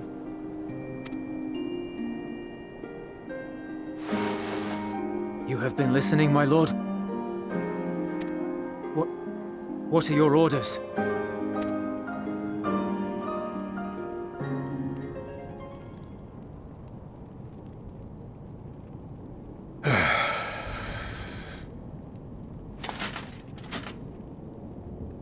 Inform her that we will honor the 10th's decision.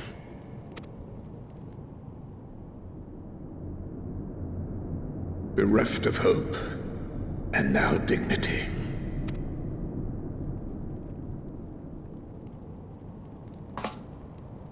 I release you from your duty. All of you.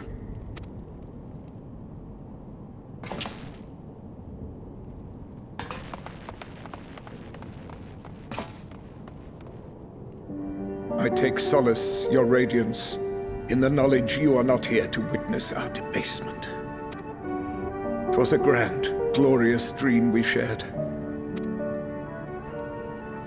Of a world united, of peace and prosperity.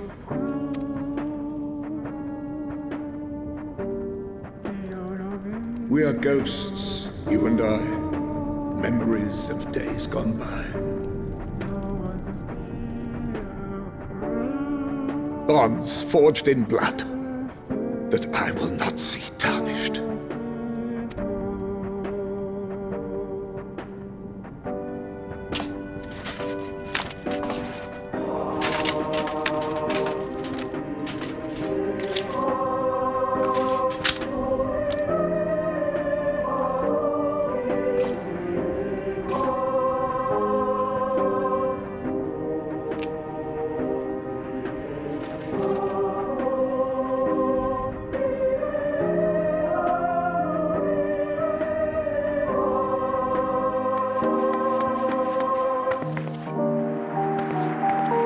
Quickly! We have to reach the station before it's too late. If there is still a chance that Quintus will agree to a truce, we must take it. I just hope we get there before he and his men do something rash.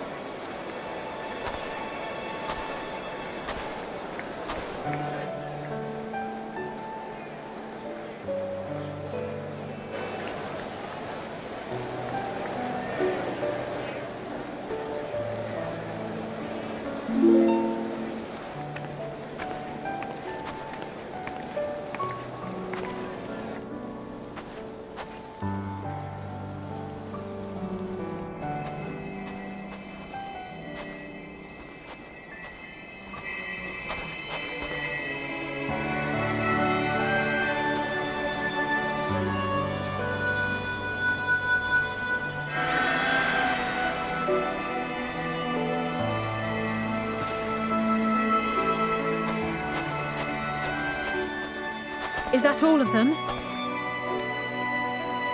The last of those who agreed to join us, yes. We left heaters and provisions for those who wish to stay behind. They won't last forever, but hopefully they'll last long enough. For now, I think everyone's earned a rest. We'll see to those in need of medical attention, so take the others with you and get yourselves some hot soup.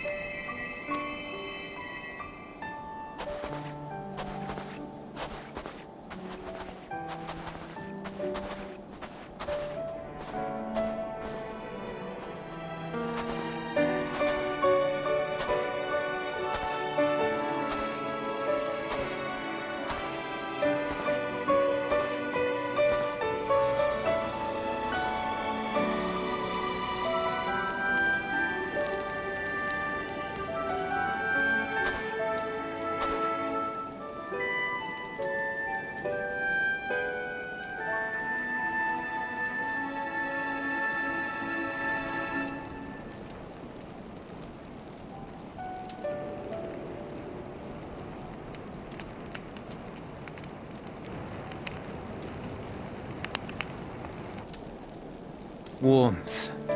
At last. Marvelous, isn't it?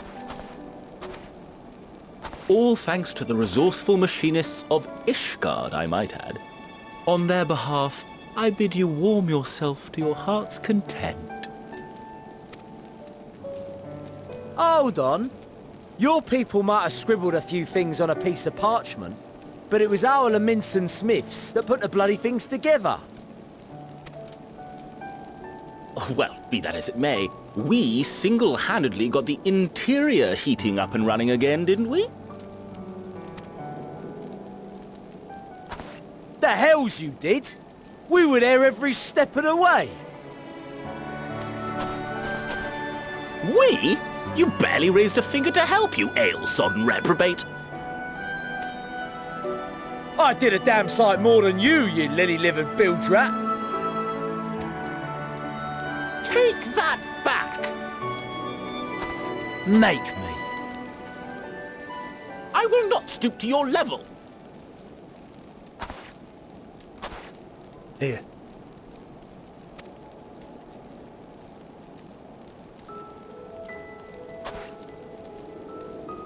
At ease, man. There's nothing funny in it.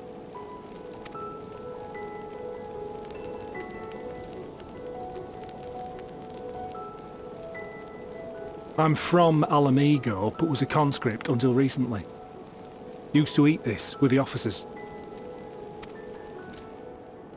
Apparently, it's adapted from a steppe recipe. This is my first time trying it, and I have to say, it's not half bad. It's a bit too flavorful for my liking. Perhaps compared to what you're used to.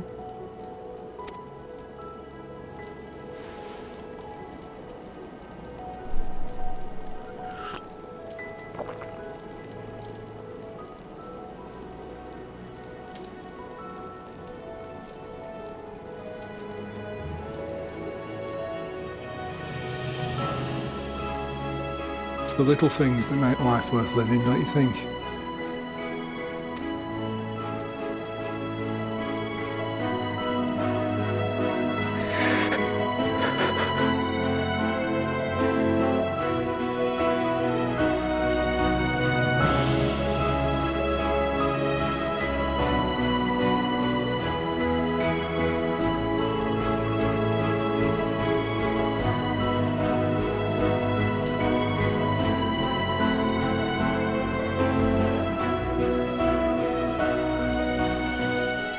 I know this is not a dream, and yet...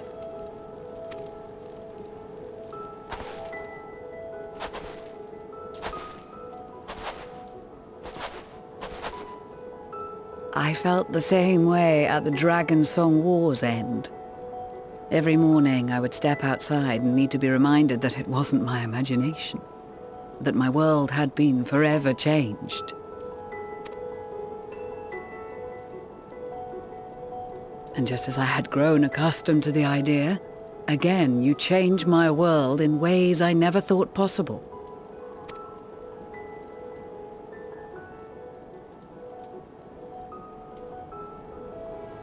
Were it not for you and your fellow Scions, the rift between man and dragon and myriad tribes might never have been bridged.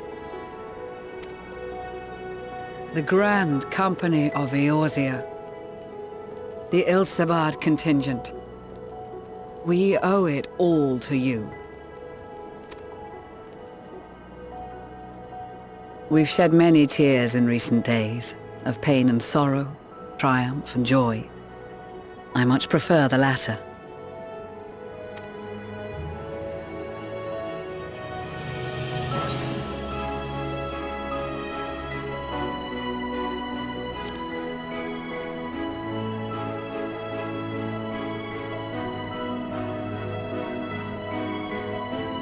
Indeed, we can but do our utmost to unite these disparate peoples and lead them to victory.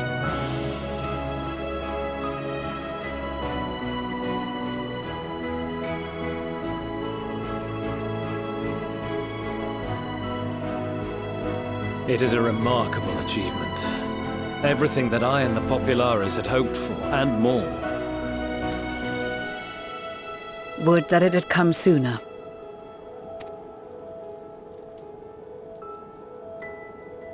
Indeed. Too many are not here to see it. And yet, there is a warmth in my breast, as if they still share in this moment. Yes, I know what you mean.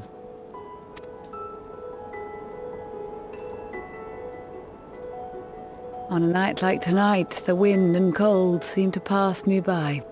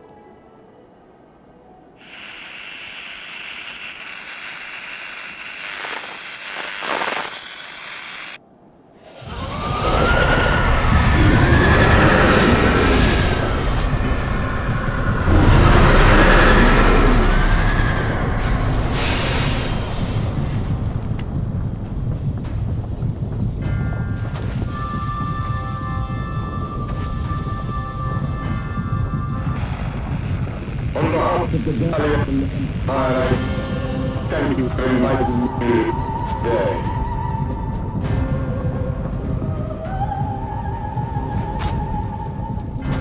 What? Emperor Varus?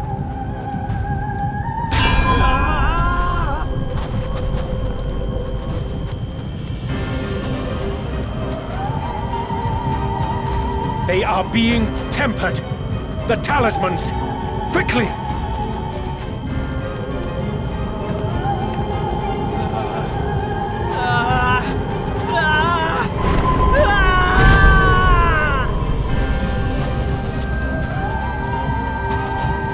Save me, brave hero! My lord has requested your presence, and I would hate to disappoint him.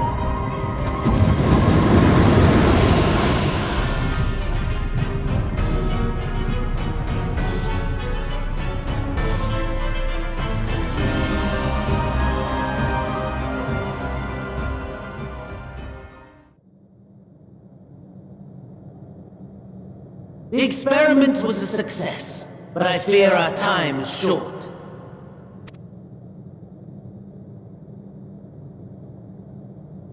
I shall begin the preparations. Now, it is time for you to awaken.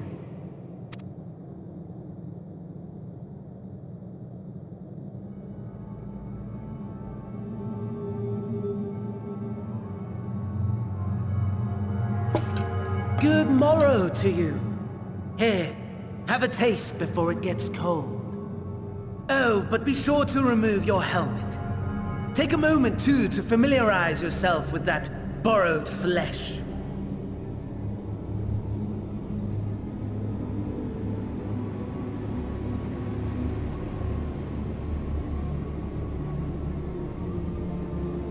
So, how does it feel? I, for one, find those first moments within a new body to be most refreshing. We had a Magitech engineer by the name of Jullus to thank for this method of soul extraction and implantation. I believe the two of you met briefly in Alamigo. His was a rather sticky end, wasn't it? Thankfully, he was thoughtful enough to leave behind his mind-jack technology. I took the liberty of making some improvements and selecting you as my esteemed test subject.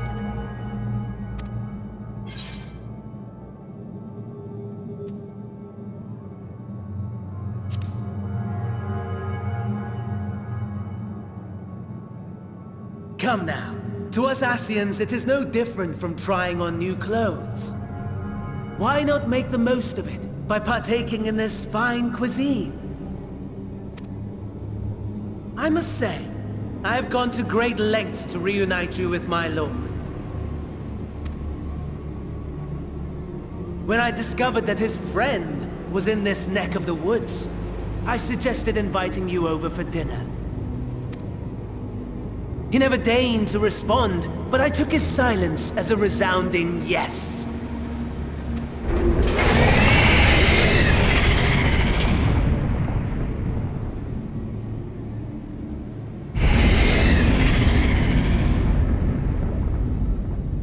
Oh my!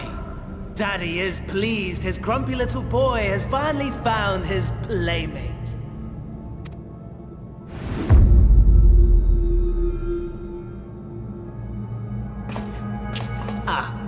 Exposition is in order.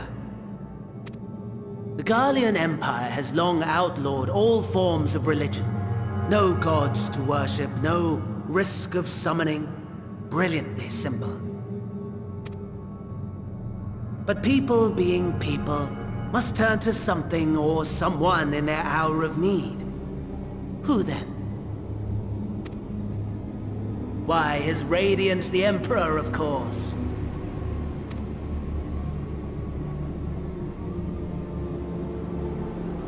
As you have observed firsthand, Garlemald has seen better days. The legendary Solus Galvus, dead. Provinces near and far in open rebellion. Our bold new emperor assassinated. And that last one even sparked a civil war. What rotten luck. The people cried out for salvation. Their earnest pleas, one might even call them prayers, a supplication united for the Empire to reclaim her former glory. And so their will did manifest, channeled through the corpse of none other than Emperor Varus himself. And lo, the Savior was born. The embodiment of the Garlean spirit. Their Anima.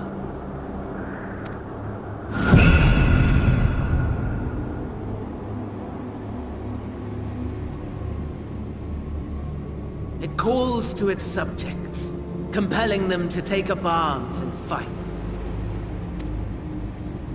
And just as the wealth and power gravitate towards the Empire's capital, so too does ether from every corner of the globe.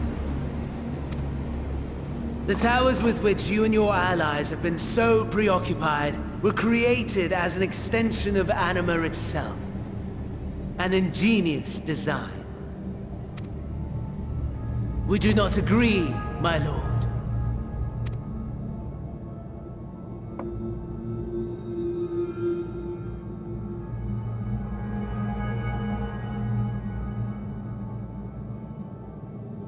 Does the pursuit of prey you have bested before excite you?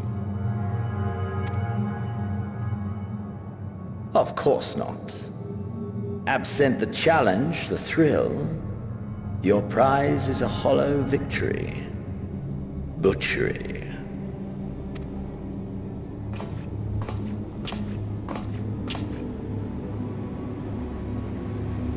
Perhaps you think that to be the extent of my promise. I have no doubt fallen in your estimation since Alamigo. Fair enough. But do not let your disdain deprive us, of an opportunity to craft an even more majestic moment of euphoria. I have been honing my craft as I set the stage for our reunion.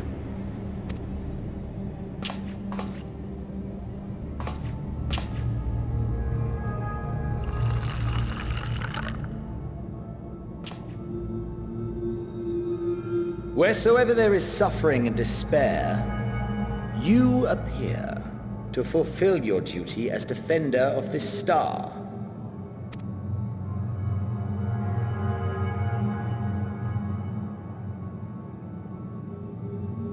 The chaos and destruction that my hordes have wrought are my gifts to you alone.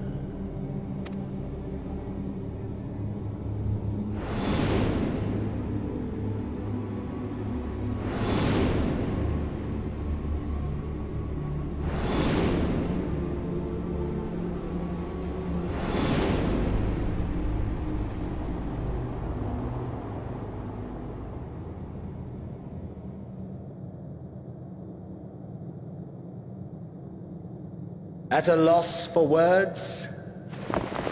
No matter. As you will learn, I have only just begun. Oh, will you not finish your meal? There is only one thing that can sate my hunger, and it would seem my friend has lost his appetite. I hoped this display of civility might prove an entertaining diversion, but clearly we are above such pretensions.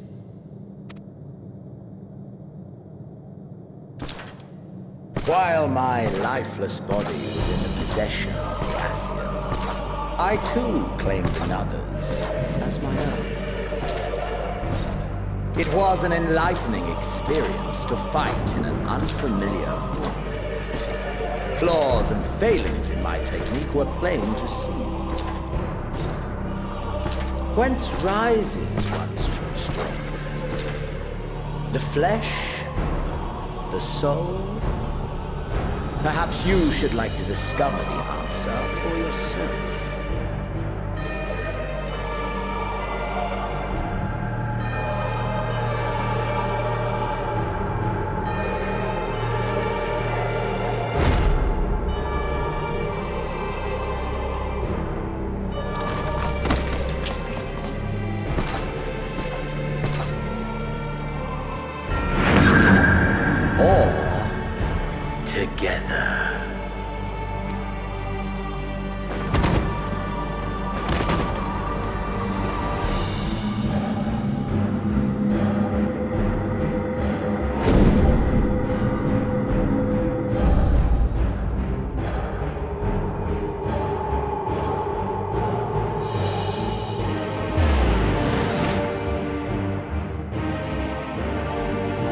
Dear, whatever would happen if my lord were to greet your friends as you? I shudder to imagine what carnage he would wreak.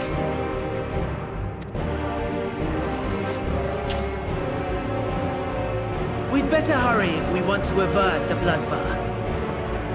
You can thank me later for my generosity.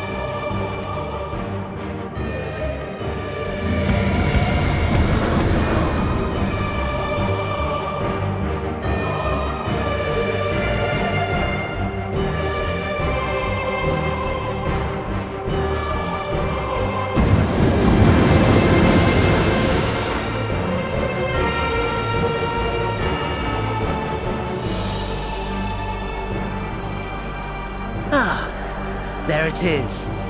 Your camp, I believe.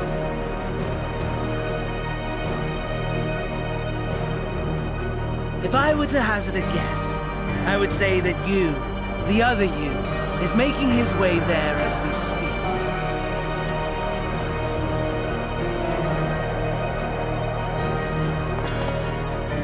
Alas, this you will have to walk from here.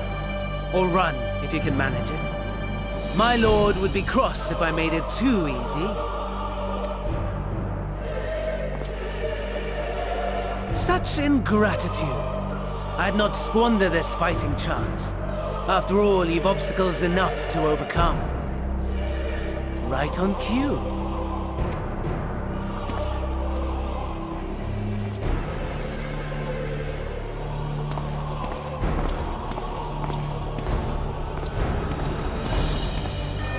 Tempered soldiers, with standing orders to kill those not sworn to Anima. Under normal circumstances, you would make short work of them. But on this occasion, the odds are not so heavily stacked in your favor.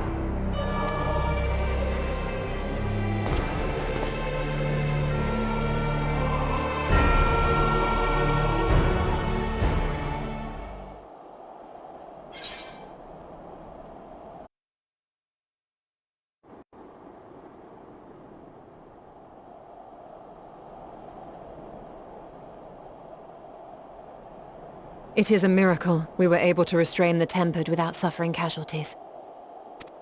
A welcome one. Arun, Senna and the others have their hands full as it is. Thankfully there are enough scales for everyone. And what of Jullus?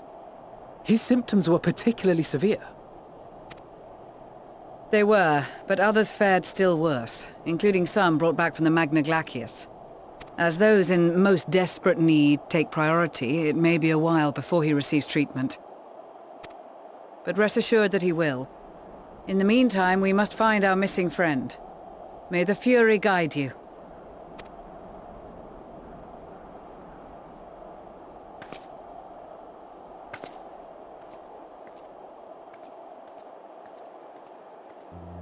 Of all the bloody times for a disappearing act.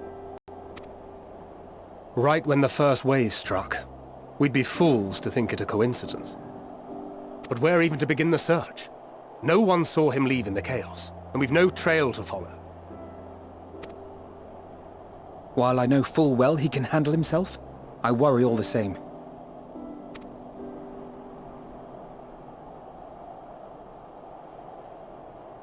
Ah, speak of the devil.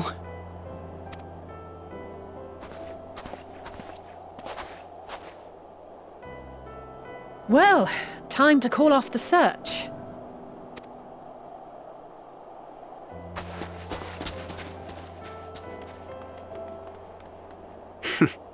Case closed. That's him. Over there. Aye, 'twould appear so. Thou art struggling to perceive his presence? I am. Perhaps, in the aftermath of the wave, there is some residual effect interfering with my faculties. But...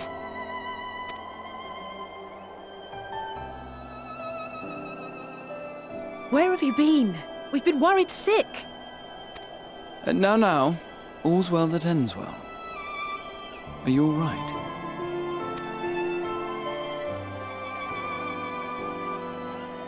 Are you all right?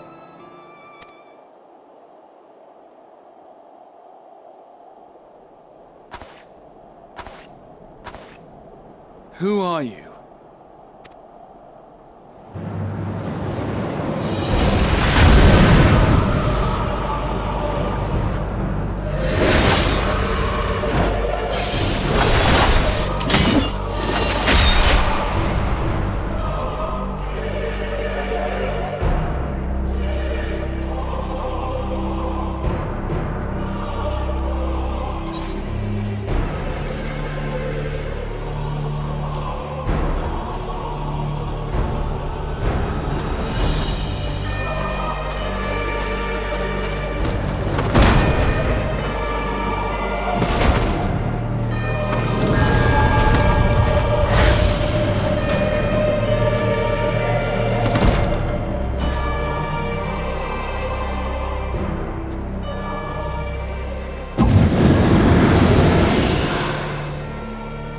Sadly, that is all we have time for today.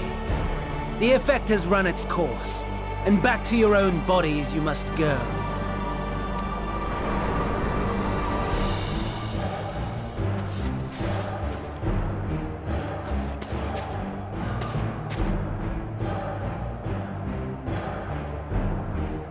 But where are my manners?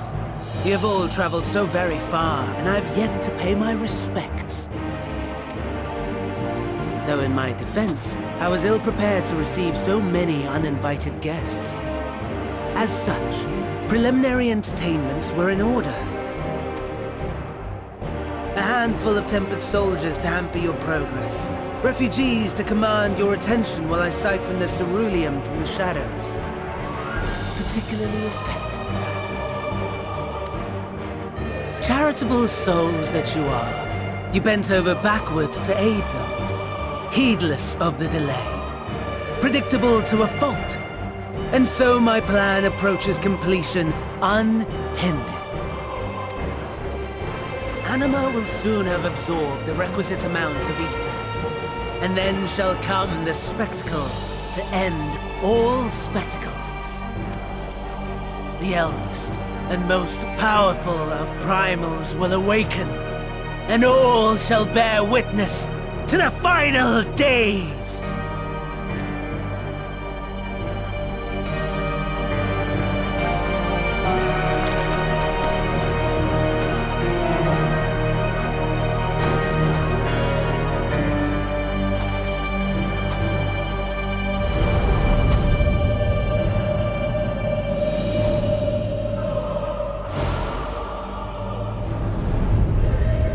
The gods themselves will be my meal. Your dear companions my dessert.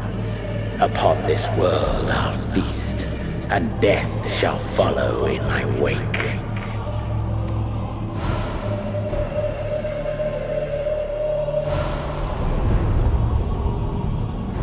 All your hate, all your rage, you will render unto me.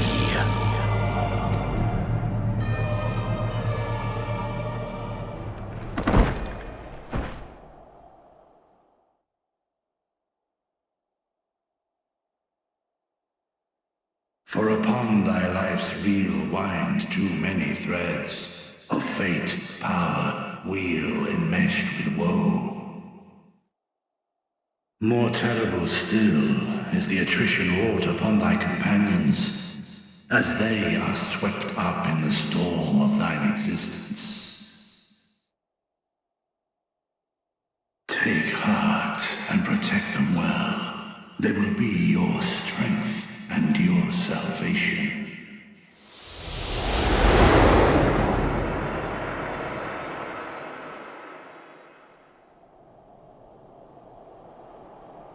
Thank goodness. He's awake.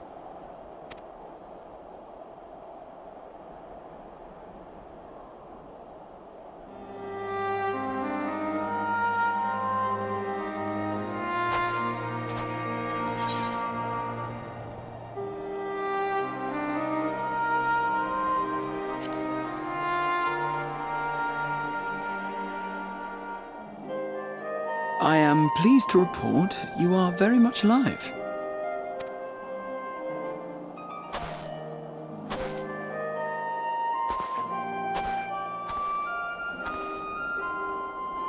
Everything in working order?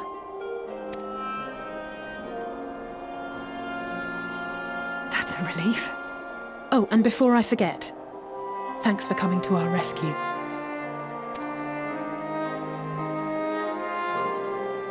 Given recent events, I would be surprised if you weren't feeling a bit poorly. A hearty meal and a long rest would be my recommendation under normal circumstances, but these are anything but. If Fandaniel's boasts are to be believed, we must act quickly. Once you've blown away the cobwebs, we can discuss preparations for our assault on the Tower of Babil.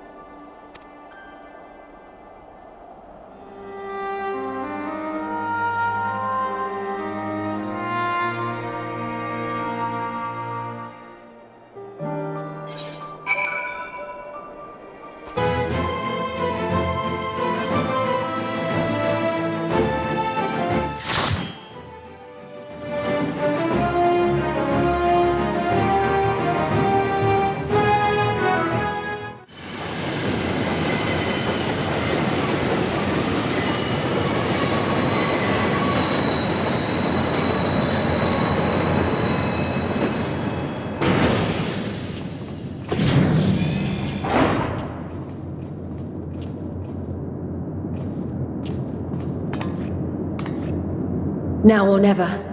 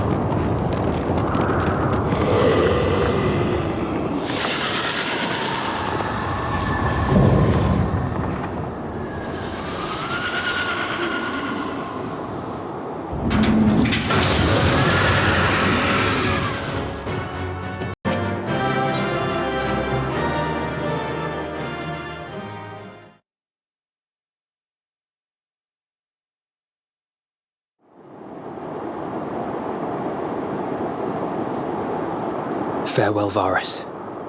May the gods have mercy on your soul. Come. The other two await.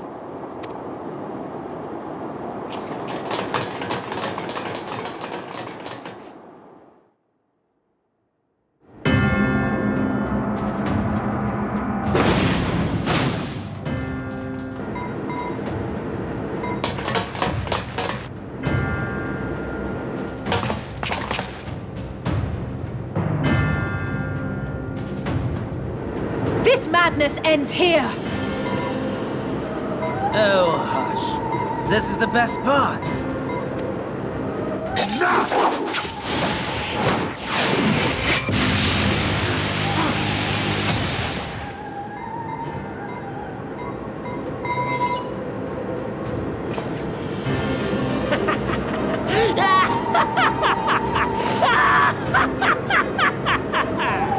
Oh, mighty Zodiark!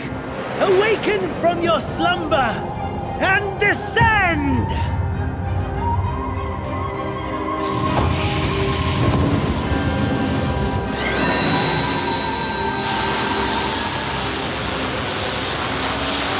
Some manner of magical defense?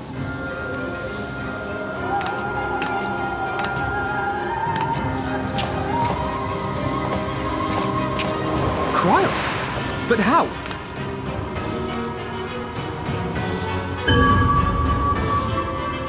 The shackles that bind my adversary will not be so easily broken. Hydaelyn! Feeble relic of a forgotten age! Hark! Victory is mine!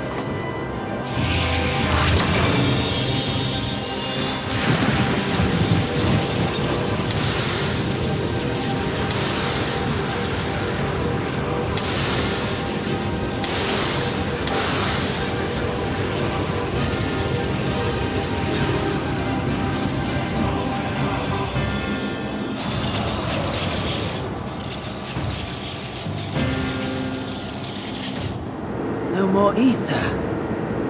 And I was so close. My lord, a slight change of plans. We shall travel to the moon and break this wretched barrier ourselves. Whatever it takes.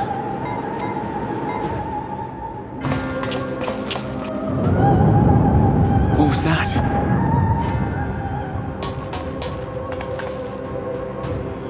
The final order issued by Anima to the Tempered Thralls.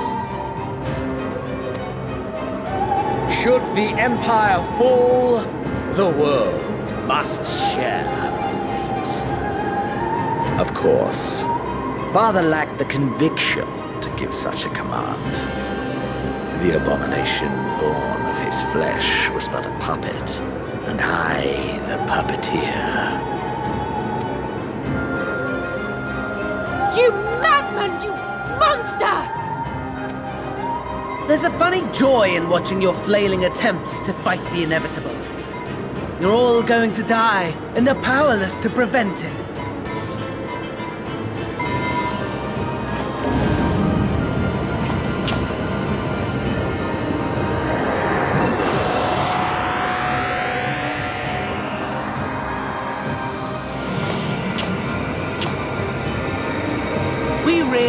be on our way. You're welcome to give chase, provided you are content to leave comrade and tempered alike to die screaming.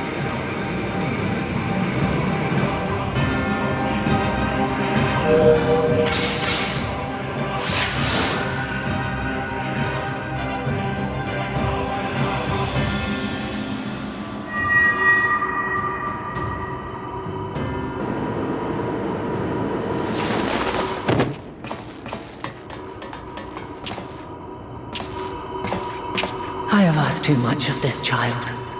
Tend to her.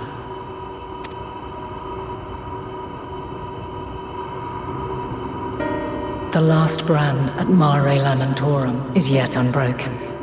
Zodiark remains bound.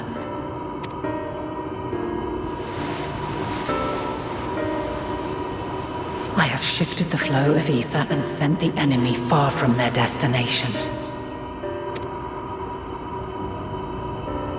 Now, I shall divert it once more. An ally awaits, and I will deliver you unto him. Seek his aid, restore the seal. Zodiark must not be set free.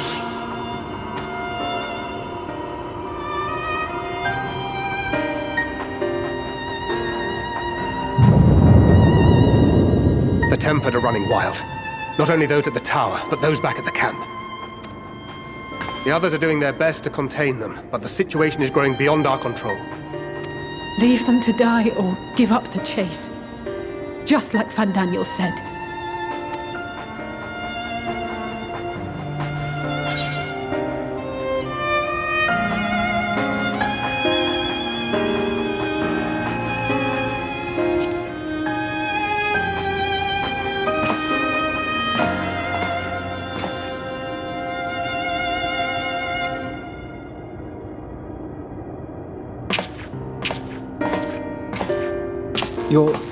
You're going alone?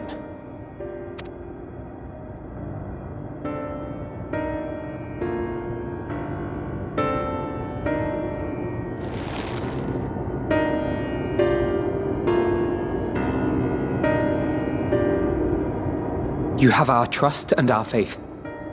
I pray we have yours.